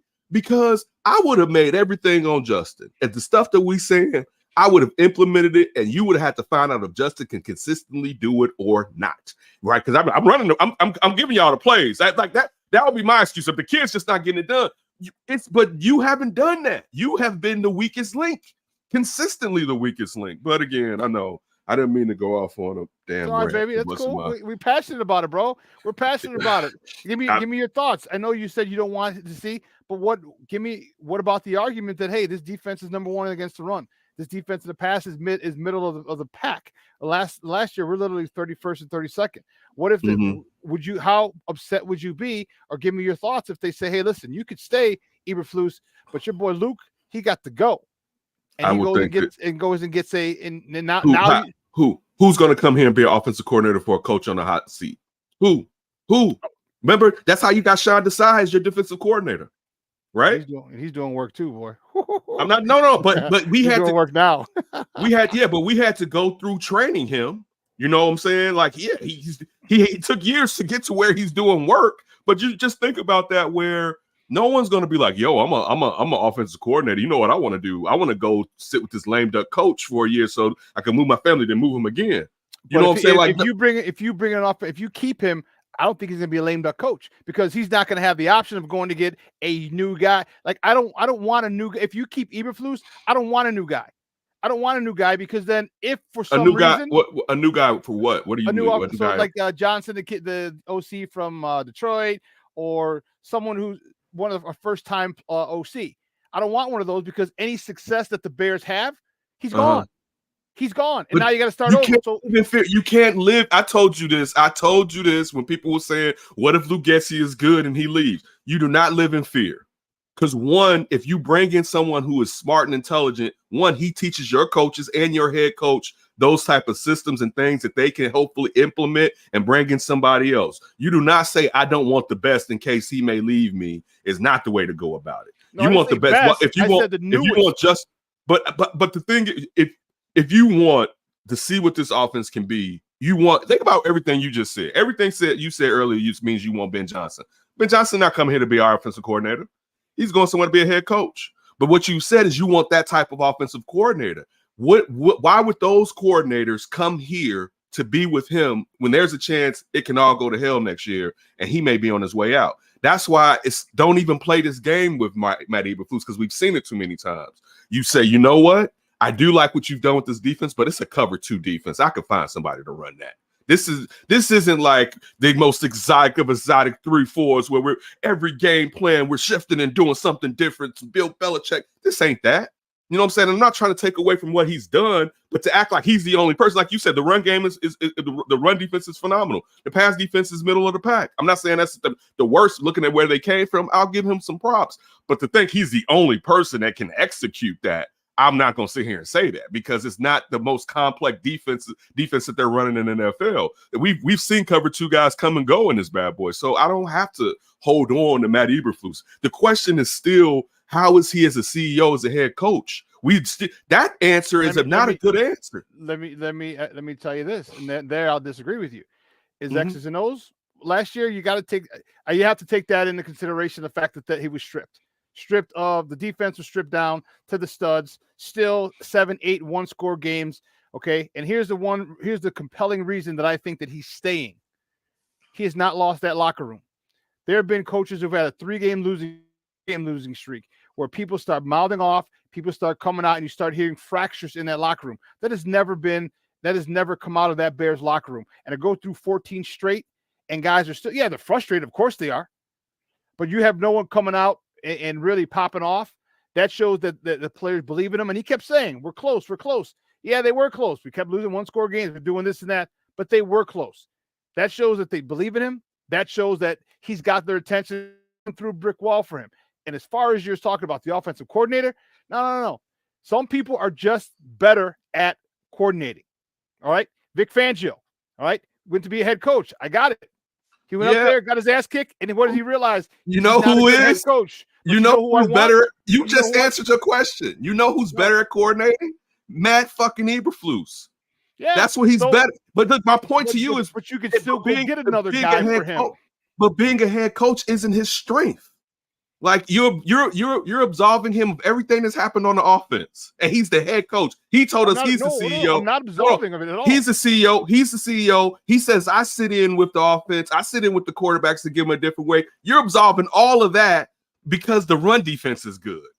No, it's too many. It's too many other holes to be like, oh, let's run this back. So what happened if they forget how to run the football again next year, Shawn? What happened if the run defense, it takes half a season before the run? Because I'm going off of what I've seen, not what I hope. I'm not going off of hope. All right. And just because he hasn't left the locker room, part of that is the character of the players when you're talking about the locker room. And I don't even want to diss him. If he hasn't lost the locker room, that's still not a reason to keep him. I'm going to keep a bad coach because he hasn't lost the locker room. I want wins. That's what I want. I want wins. You can't put last year on him. You can't put I'm putting this year on him. I'm putting this year on him. You had all offseason to come in and have a better team, and you have to figure it out. Why? Like that doesn't. And how do I know he won't? So you have a better team. How do I know he won't do that again? How do I know? Have a better team now. This is my problem. How do I know they won't have to learn football again next year? I don't want to do that dance. Learn how to get the defense together. Offense still comes and goes. He's there. They don't need it. It's not like he's still there. He's running the program. And here's what I said. I don't think he's a bad head coach. First of all, he's new, so he's learning just like anything else. So for someone like that to be as seasoned as other people, it's different when you're sitting in that chair. When you're a coordinator, it's easy to say what you're going to do if you're a head coach. When you're a head coach, it's a whole different ballgame. Secondly, no, I don't want the Ben Johnsons. Give me a Greg Roman. Give me a someone who's realized, you know what, I'm probably best here. Someone who can stay, who's probably not going to be a head coach, because they get in where they fit in. Some people are just great at coordinating, necessarily head coach. You go get someone like that. Why are you living in fear? Why are you living in fear? Fear if that coordinator gets hired someplace else. So you're telling me you would rather take not a great offensive coordinator? Is he still with the damn Ravens? No. What? Yeah, because you know what? Because Lamar Jackson was like, I want some new shit. This ain't working. That's why he's on the streets. That is why he's wait. So you think Lamar Jackson had no say in if Greg Roman was retained or not? The guy that's one of the highest paid quarterbacks in the NFL, he didn't have any say. He wanted a new system to show that he was even a more developed quarterback. So even with that, I'm not saying that Roman wouldn't help from where we are right now. That's not what I'm saying. But the point is to cut off people because you're fearful that they may be attractive to other people. You should not live in that lane.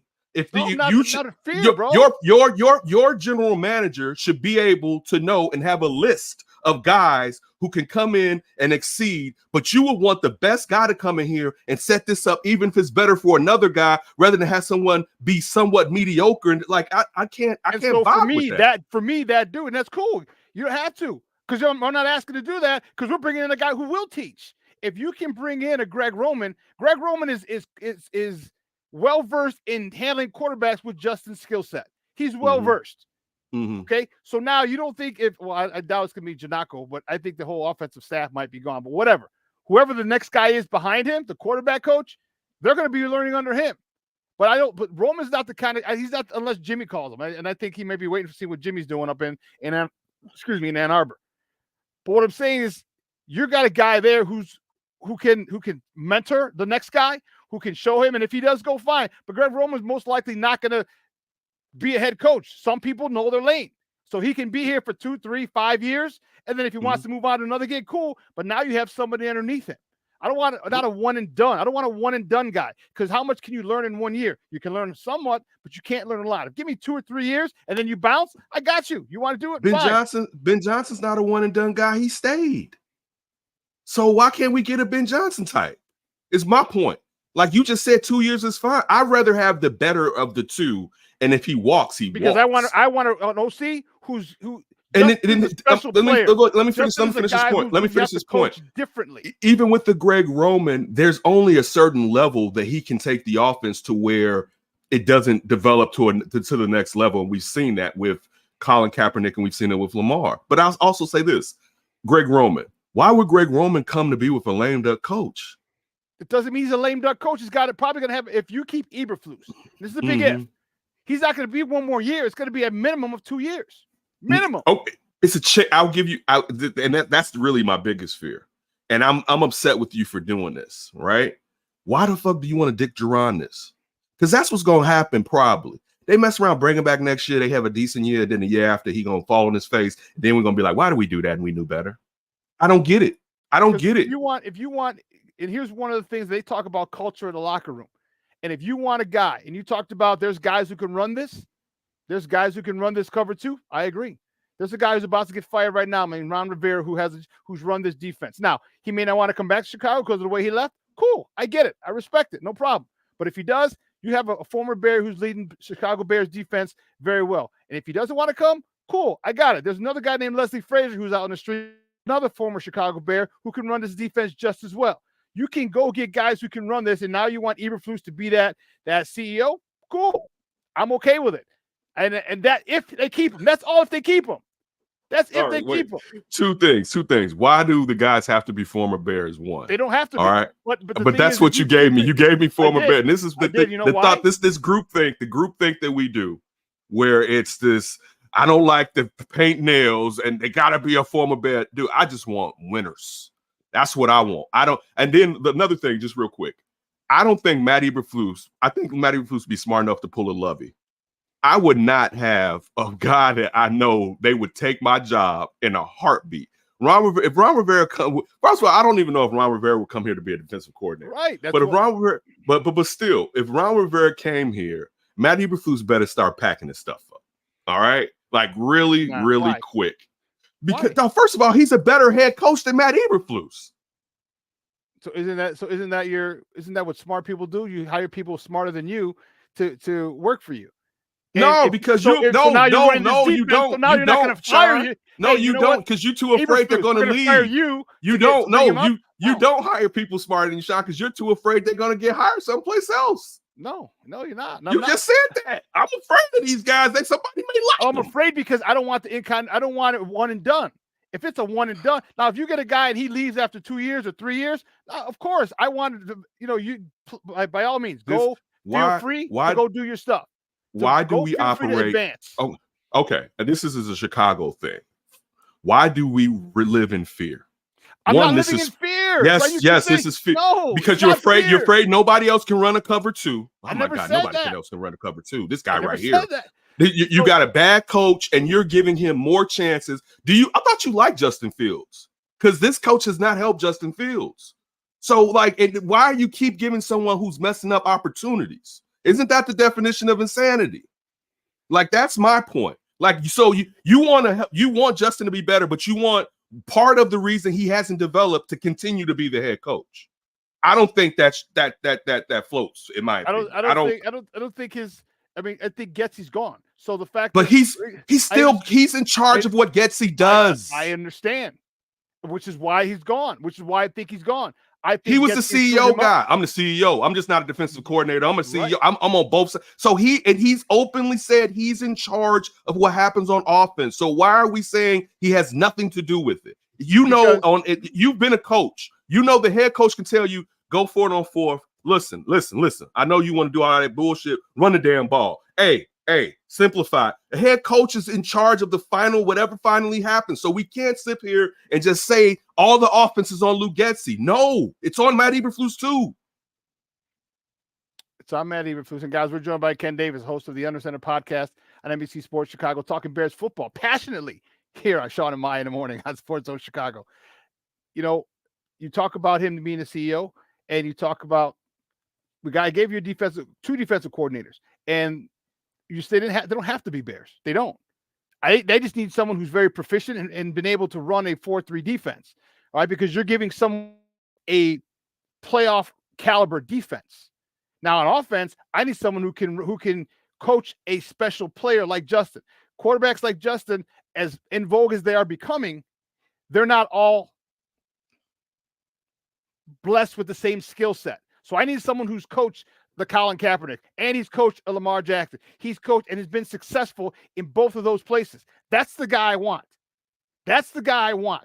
I'm not in fear of him leaving. I want a guy who's going to have some continuity with Justin, because when you have continuity, things are better. When you have continuity, there's a lot less learning. There's a lot less thinking, reacting. So that's why I wanted someone like a Greg Roman, who most likely is content with this. And if he does want to go for a head coaching job, fine. But give me 2 to 3 years. So after 2 years, I am completely comfortable with this offense where I can make things. So if it's a quarterback coach, if it's who steps up and becomes the OC, cool. Now we can work in tandem. I have an understanding of it from 2 years. You have an understanding of it, and now we can work together. And he's going to have a little different take on it from say Roman, and now we can work together to make this offense great. I'm not living in fear of anyone leaving. I'm in fear of anyone leaving after 1 year, because you give me Jay Cutler, six coordinators in 8 years, and you expect an offense to be good. It's not happening. You cannot continue to change offensive coordinators and expect their offense to run smooth. It's not going to happen, because somebody, usually Jay Cutler, would get it. Cutler was intelligent, unbelievably intelligent. He gets the offense, but now you need the wide receivers to get the offense. Now you need offensive linemen to get the offense. Now you need the running backs to get the offense.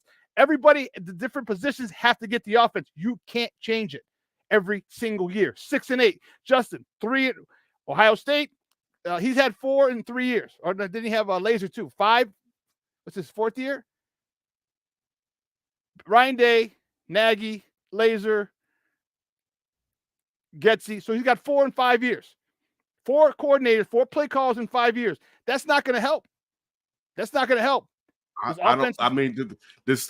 This isn't a debate that I'm not saying this is what you do. You're going to get a guy and hope he leaves in a year. I'm saying get the best guy. I'm not going to do it if I'm just looking at it. Well, man, maybe what if he's hot? I mean, if you think about it, it's a chance if they had a good offense next year, the guy would leave, but it's a good chance it's going to take him a few years before people really think it's just not a flash in the pan. I would get the best guy. Like, that's, for me, when it comes to head coach and it comes to coordinator here, I'll get the best person, period. That's all. I wouldn't do it with any fear in my heart of if this could happen or if that could happen. I'm going to form the best triumvirate when you're talking about 2 coordinators and head coach that I can possibly get my hands on. But I would not sit here and say that I want what's best for Justin, and I still trust Matt Eberflus to be involved in that. Me personally, I wouldn't. I've seen enough of Matt Eberflus, and I was a big proponent of Matt Eberflus. I don't think he's a bad person, but I've seen the show enough. And just because you've kind of gotten it straight isn't enough for me. It's just, that's just me. That's my opinion. It's not enough for me. I know you're not the one. I do. In my heart of hearts, and I could be wrong. I'm not the final say so. I'm not God. I cannot sit here and be like, this is the order, it shall be. No, it's a chance for anything. But I wouldn't leave Justin in Matt Eberflus's hands. I wouldn't move. And if you moved off of Justin, I wouldn't put the next quarterback in Matt Eberflus's hands. I've seen Eberflus stays. This is all one scenario if Eberflus stays. Now, if you get the number 1 pick, what quarterback are you drafting? Or put it this way, what if Matt Eberflus doesn't stay? What if Matt Eberflus is let go at the end of the year? Now what do you do? Because now the chances are after yesterday, thank you. I mean, if you want to thank Mitch, thank you, because you're a buster and you lost to the good looking out. Good looking out, Mitch. So now New England, the Bears have they're You basically know what I game. do? Listen, first of all, I'm team free Justin. All right. I think he's got enough. He's had a lot of Bear stink on him.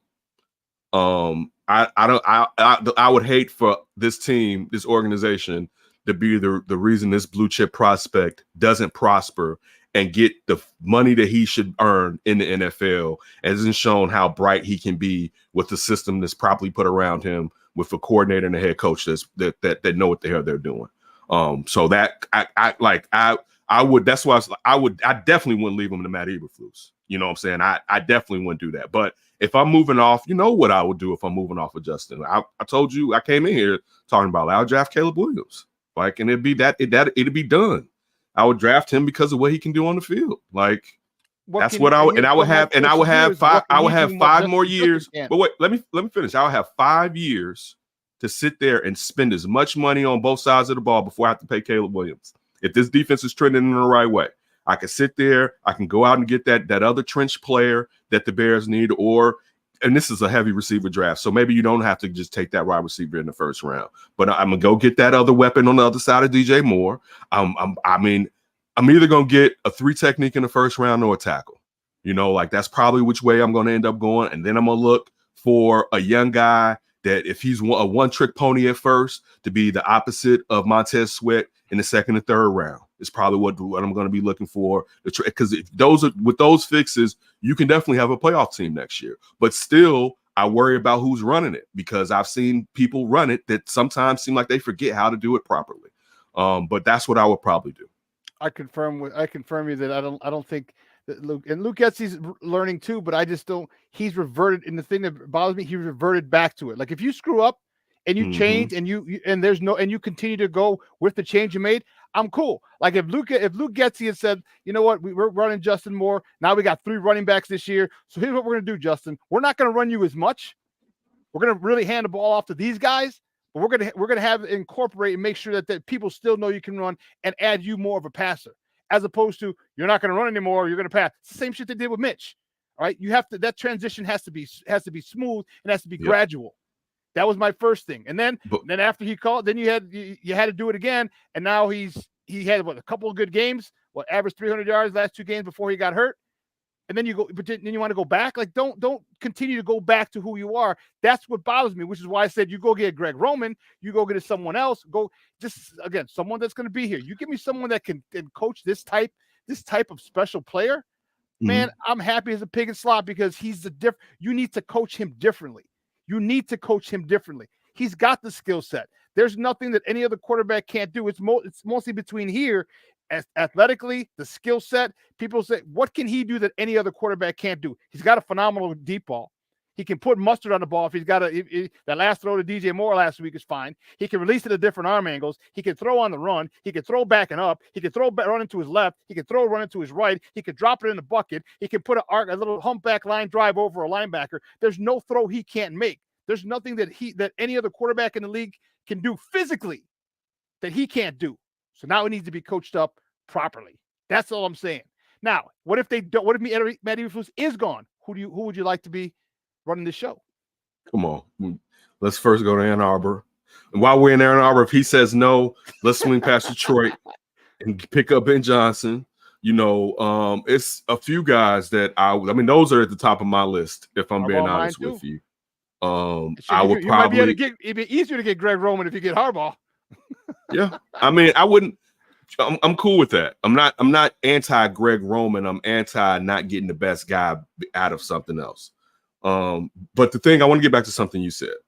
You said that Luke Getsy seems like he figures it out, then he forgets. Who consistently allows him to keep doing that? The head coach. And how do we know that? And here's the thing: we don't know that Eberflus hasn't dealt with it yet. Offensive coordinators are many times are so egotistical. Look at one of the most famous ones is Mike Martz. Egotistical. It's my way or the highway. Maybe how do we know that he hasn't wanted to let him go early? And they're saying, for the Bears, we don't do that in the middle of the season, blah, blah, blah, blah. We can do it at the end of the season. We don't know. But you're right. And Matt Eberflus, he has gone back to that. I'm saying Getsy has. And Matt Eberflus needed to say, you got to go back to what works. Now, the last couple games, it looked pretty good. Can he do it the last 5? Even if he does continue to use Justin properly, I still wouldn't bring back Luke Getsy by any stretch if Eberflus stays. I think Getsy's gone and Eberflus might be gone. But Getsy has to go regardless. He's got to be the patsy. If you keep Eberflus, he's the patsy. If you get rid of them all, okay, cool. Well, he's gone anyway. Doesn't matter. But you're right. He's got to do that. But if the Bears are one of those organizations that don't fire coaches, do you want to fire a defensive coordinator, running back coach, and an offensive coordinator, a defensive coordinator, running back coach, and an offensive coordinator in the same offseason? That would look. That sounds like you should clear the staff out to me. That's a big. You're bringing in a new staff anyway, right? For all intents and purposes, yes. He's bringing in a whole new staff, 2 coordinators and a running back coach. Why are we keeping him here if he has to bring in a whole new staff? One of the things you said that was about you restart the clock for 5 years. And to me, that's not important because you have his 4th year. Okay. You can pick up his 5th year and you can franchise tag him. Or you could say, hey, listen, here's what we want. We'll give you a 2-year deal. All right. We'll pick up your 5th. We'll give you a 2 or 3 year deal. Okay. And for X amount of dollars. Okay. If in that 2-year, 3-year deal, we get you and you go ham, now we're talking $200 million. You have 3 to 5 years with him. If you trade this number 1 pick and you get a haul and you get probably one player like he did, Ryan Poles showed his ass like, you give me a player, homie. You give me a player along with this number 1 pick. So now you have all these contracts that are budgeted. Every single contract, all these guys for 4 years are budgeted. You know exactly how much money, because the NFL, much you may not want to admit it, finances play a huge part in it. So now for the next 4 years, play a huge part. They can't play a huge part with how you're talking. They can't, because if it plays, yes, it if can, you just said finance plays a huge part, it does. But yet do you know how quickly it is where you're going to be paying a quarterback $60 million a season? They're at 55 right now, so that hurts the team.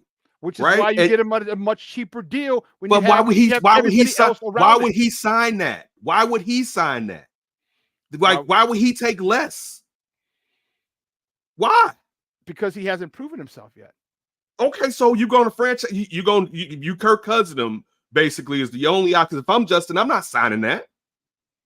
I'm not signing it. Why would I let you do that to me? And it's your fault more than my fault that this is happening. Why? Well, because why would you? I don't know. I think that's partially why, and this is just my opinion. I think that's partially why he was open about what's been going on, because it's like, forget y'all to a degree. You know what I'm saying? Like, you know what? I was doing well before y'all, and I'll be doing well after y'all. And it's facts. Like, if I'm Justin, I'm not doing that. If you don't want to sign me, franchise tag me or trade me. Period. That's it. But I'm not signing a below market deal for you, and I don't trust you. It sounds good for us looking on the outside in to help the Bears out. But I mean, is that what his agent would tell him to do? Is that what Pablo would tell him to do? Because he'd be doing his son a disservice. No, right. That would be. I'm gonna tell you, that would be the perfect point where I demand the trade. That would be the perfect point. It's like, oh, for real? Okay. And I may not get out. You may franchise tag me, but I'm gonna let it be known at that point, these two ships are going in separate directions because they don't want me. They don't want me, and I want to go someplace else. But it's like, even real quick, and I'm sorry for cutting you off. This is the problem with maintaining the status quo. There's too many questions from this coaching staff, and that leaks up to Ryan Poles too. There's too many questions that should somewhat have been answered by now. And that's why, like I was going to say this earlier, the season was supposed to go well enough that, yeah, okay, who cares what quarterback's coming out? Justin took another step. We've seen how the team is playing. Oh, we full go. Those questions were supposed to be settled this year, and they haven't been. So for me, I'm out. Like, I'm out. I'm not doing the old Chicago thing where I hold on to something. Nah, I'm like these kids today. I'm out. Deuces. You know what I'm saying? I'm not doing Bye, this. Like Felicia. it's like we want to do the same. Like y'all really want to do the same shit? Like, and think it's gonna be something different? And everybody on here is damn near older than me. And y'all want to keep doing it? No, fam. I'm out of this. I've seen enough. This man does not know how to do it. I'm ready for somebody else. And I damn sure wouldn't leave Justin to him again. I damn sure wouldn't do that. Like, please free Justin. All right, free him. Yeah, so me and you are on opposite sides of the fence because I'm keeping that sucker. If I got him for 3 years, I got a 4th year. If you want to give him a 5th year, cool. Then you know what? And that shows if you pay him, it says, hey, look, trust us 1 more year. Because now you got 2 more years left of him. You trust us 1 more year. So you're getting your 5th year option, which is going to increase your salary. So if you believe in what we're doing, all right. I mean, we don't have to give you a 5th year. We can give you, but we're going according to protocol. We can give you a 5th year. Okay, cool. I think you take him out. Here's the biggest thing. You're going to lose that locker room. You take him out, you're going to lose that locker room. Because I'm going to tell you, if you get a diva like Caleb Williams coming in, you said you wanted a diva. I didn't. Let's look at it in the chat. Yes, you did. You said you wanted a quarterback to act like a quarterback. What are quarterbacks known as being? Divas. That's what you said. You want to be an ass. I want him to be an asshole. You want to be a jerk. Well, yes, come on. That's not a diva. Come on. How many times have we said good quarterbacks are divas too? We've said this in the past. Not saying you yourself, but we've used that terminology in the past. But the thing is this. I'll say this one point. Justin should take advantage of this. While the Bears, before they trade anything as far as that number 1 pick, he should come out and say, trade me. It's what he should force his hand and get the hell up out of here. All right. I'm saying this because I love Justin Fields and I want Justin Fields to be great. And the things that I've seen here, they do not help him become great. But he should stop letting this Bears team mess with your future, young man. They've never figured the quarterback position out, and they will mess your future up and hinder you from being as great as you can become. Don't take it out of Ryan Poles' hands, because then you force Ryan Poles to draft a quarterback. And Ryan Poles can use the excuse he wanted out. But Justin, don't get out of here. Get out of here. Get out of here. Get out of here. Right? They talking about keeping Matt Eberflus. Get out of here. All right. Scram. Like, all right. The door is open. Flee. All right. And I'm saying this as a Bears fan that loves him, but I'm saying it as a real Bears fan that knows how shit works around here. Right? We've had 1-2 years where we had a nice offense. Kramer, and then when Cutler had Jeffries and Marshall. Those are basically the 2 years we had good in all our lives since the Super Bowl. So get out of here, kid. You know what I'm saying? Like, go. This is like I'm on the shady side of town, kid. What you doing around here? Scram. Get out of here, kid. Get out of here, man. Yeah. Well, we're on opposite sides, man. I think you keep him, and I think it's going to be, there's change. You don't love him. I know you don't love him. You don't love him. You don't love him. You want him to stay in you that friend to tell your friend to stay in an abusive relationship. Nope. Just stay. What do we talk about? What if he stops punching you and he just starts smacking you? If you change and you see sustained changes and the changes is consistent, well, then that's a whole nother story. And the change is Luke Getsy, you're gone. Or the change is Matt Eberflus, you're gone. But someone who's going to come in, whether it's an offensive head coach who hires and brings in a coordinator, or you get a well-respected offensive coordinator, that's the change. That's the change. If that change and it's we just talked about it. If that is consistent, well, then you know what? Then you do care about him. Then you do care about him. What if the next head coach wants to restart over and wants his own quarterback? So that's not going to happen, because if the decision is made, well, let me tell you why. Let me tell you why. So Jim Harbaugh wouldn't get whatever he wants. Let me tell you why. Go ahead. Okay, go ahead. Tell you why. Because if the Bears front office is sold on Justin, then they're not going to hire a person who wants to have him traded. If they say, hey, listen, we're not sold on Justin, you know what? And we want this guy, he gets whatever he wants, because front offices have been able to tell people what to do. If Jim Harbaugh wants it, but they don't want to move on from Justin, then Jim Harbaugh is not signing here, because that's not going to happen. What if they want Jim Harbaugh more than they care about the quarterback position? If they want, what if they're like, it's up to you? If they tell Jim Harbaugh, it's up to you. Like that would be the reason. That would be the reason he would come here, so he can decide how he wants to run the team that he's leaving Ann Arbor for. So you're not going to have power over Jim Harbaugh. If Jim Harbaugh comes to the Bears, he's running the show. Ryan Poles kind of works for him more than the other way around. If Jim Harbaugh comes, he can cherry pick his situation. You're saying if Harbaugh wants it, then that's what's going to happen. That's if this is the guy you believe can take this team, can lead this team to the Super Bowl, then you're going to have to say, hey, then all right, we will trade Justin. But if are you good coaching Justin? Because he's coached against him for 2 years. He could be. I'm not saying he can't. Look, again, in that situation, my thing is what's best for Justin. We're arguing the same point. Because if you want Harbaugh, and he says, I want a new guy, I will go I'm gonna tell you, if I will go with the way Harbaugh would go. Harbaugh knows more than me. I would go whichever way he decides. I know he can run a program, so I trust him in what he do. It wouldn't mean that I would be necessarily. You and I are on the same page on that. You're on the that like I'm open to. If you bring in someone that's ultra competent, this isn't just, for instance, like Ben Johnson. He's never been a head coach, right. So there's a difference in that. Harbaugh has run several college programs and an NFL program and made it to a Super Bowl. I would make him make that decision, and he's a former quarterback. It's all in your hands, sir. If you can do Jim Harbaugh, I'll let Jim Harbaugh do what he wants to do. Yeah, and here's Barrelissimo. That's a good point. Like, you've coached against him, you've seen him, so I would love to see how it plays out. Sorry, I'd love to see how it plays out. It still doesn't mean that's the style of quarterback that he desires. I mean, think about it. In Ann Arbor, and I know JJ McCarthy is mobile, but has he necessarily had that type of quarterback under center in Ann Arbor since he's returned?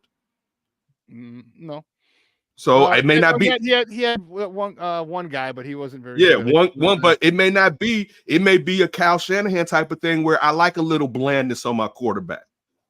So you never know. And I'm not saying that Jim Harbaugh, we saw he's had Colin Kaepernick. I'm not saying it's impossible. I'm just pointing out we don't know is what I'm just trying to say. We don't know which direction he may want to go. He may want to rebuild it, not from the studs, but use it because they got players now. You're not going to trade those players away, but he may still want to clear some decks to where it's like, it could be the salary, but we don't know, and we'll find out. Let me ask you this then. So my point was this: do you think Justin, regardless of the head coach, okay, you bring in a new offensive coordinator, whether it was Harbaugh or someone else, another head coach or someone else, Eberflus and someone else, whatever the new offensive coordinator. Do you think Justin can lead this team to a deep playoff run and be perennial Super Bowl contenders if you trade that number one pick and get not just the haul of picks, but players? So now you're going to have a plethora of first and second round picks deep on the offensive and defensive line or defensive side of the ball. I don't know. I haven't consistently seen enough to say yes to that. I haven't. I haven't. That would totally absolve Justin of everything, and that would be wrong. But I love me some Justin Fields, but I could never say that I know consistently he can be a Super Bowl contender with what I've seen in the pros this far. I can't say that. I would be lying on here to say that. You know what I'm saying? I mean, I would be going off of how I feel rather than what I've seen. I could feel a certain way, but I'm old enough to know that doesn't equate to reality. Mm-hmm. Last question before we let you go, man. This has been a heated conversation, and I freaking love it. It's been fun. It's been fun. I love it. It's been fun. What's your score, baby? What's the final score on Sunday? I'm gonna go Detroit 27, probably Bears 24 or 21. It's probably the way. I think this may be one of the last losses with some of these easy teams they play. I just think that Detroit's got to be miffed too. You know what I'm saying? They think they're at a certain level, but to be honest with you, the Bears could easily beat them. I'm not even saying the Bears can't win. I'm just going off of what I've seen so far. The Bears, it wouldn't surprise me if the Bears, if that score is flipped and it's the Bears. The only thing is Detroit may get like one of those late game TDs that don't matter. So it could maybe 28 to, something like that. But the Bears can win this game. I mean, I forget what the last schedule is. There's no games that are impossible for the Bears to win. Cleveland, home Arizona, home Falcons, at Green Bay. I'm worried about that Cleveland defense, but still they can be had. Yeah. Green Bay can be a problem. You would hope that the Bears would take this as a revenge game after starting so bad to try to prove something and not Jordan Love down a peg. But yeah, the Bears can win. It's they should have been winning. But anyway, So are you saying that there's a possibility? So you're saying there's a chance that the Bears could go 5-0? No, there's no chance. There's not a. It's not a chance in hell. Okay. There's not a chance unless you want to put some bread on it, because I'll definitely bet you some money on that. No, I'll bet you. I'll take you out to lunch. Winner pays for lunch. We'll go to Output. We'll go to somewhere else. We'll go with lunch. All right. Winner pays for lunch. Here's the Winner thing. pays for lunch. I don't think they're going 5-0. I think they might go 4-1, worst 3-2. But I see a scenario where they can go 5-0. Like every game that I look at, I'm like, okay, you can beat the Lions, you can beat Cleveland. It's not like they're going up against the Chiefs. They're going up with the Eagles. It's possible, but it won't happen. It's definitely possible. Right, but it won't. Bet. It won't. Bet. Okay. Bet. All right. Bet. Cool. And I choose the place we go. You're not choosing the place. Hey, we ain't going to Chicago Cup, mama. No, I'm not saying. No, we're not doing that. I would never do you like that. Hey, Ken, great stuff, buddy. I appreciate it, man. Let everyone know where they can find you online. Check me out. Follow me at That's Davis. Make sure you check out the Under Center podcast. We get back to cranking at some That Davis shows. Everybody, I appreciate it. Agree or disagree. I hope you all have a great weekend and be safe, Shawn. You know I love you, and I love seeing you taking care of your mother, and I love seeing her do CrossFit on social media. So you, my man, have a great weekend. Likewise, I got to go pick her up now. She's at class right now. I love it. I love it, man. Later. Guys, that was Kenneth Davis. We got to bounce. Have a great weekend. I will be going live. Follow me. I'll be going live this week from Soldier Field from the stadium. So make sure you check me out. Guys, have a phenomenal weekend. I'm your boy, the SuperBack. I am out.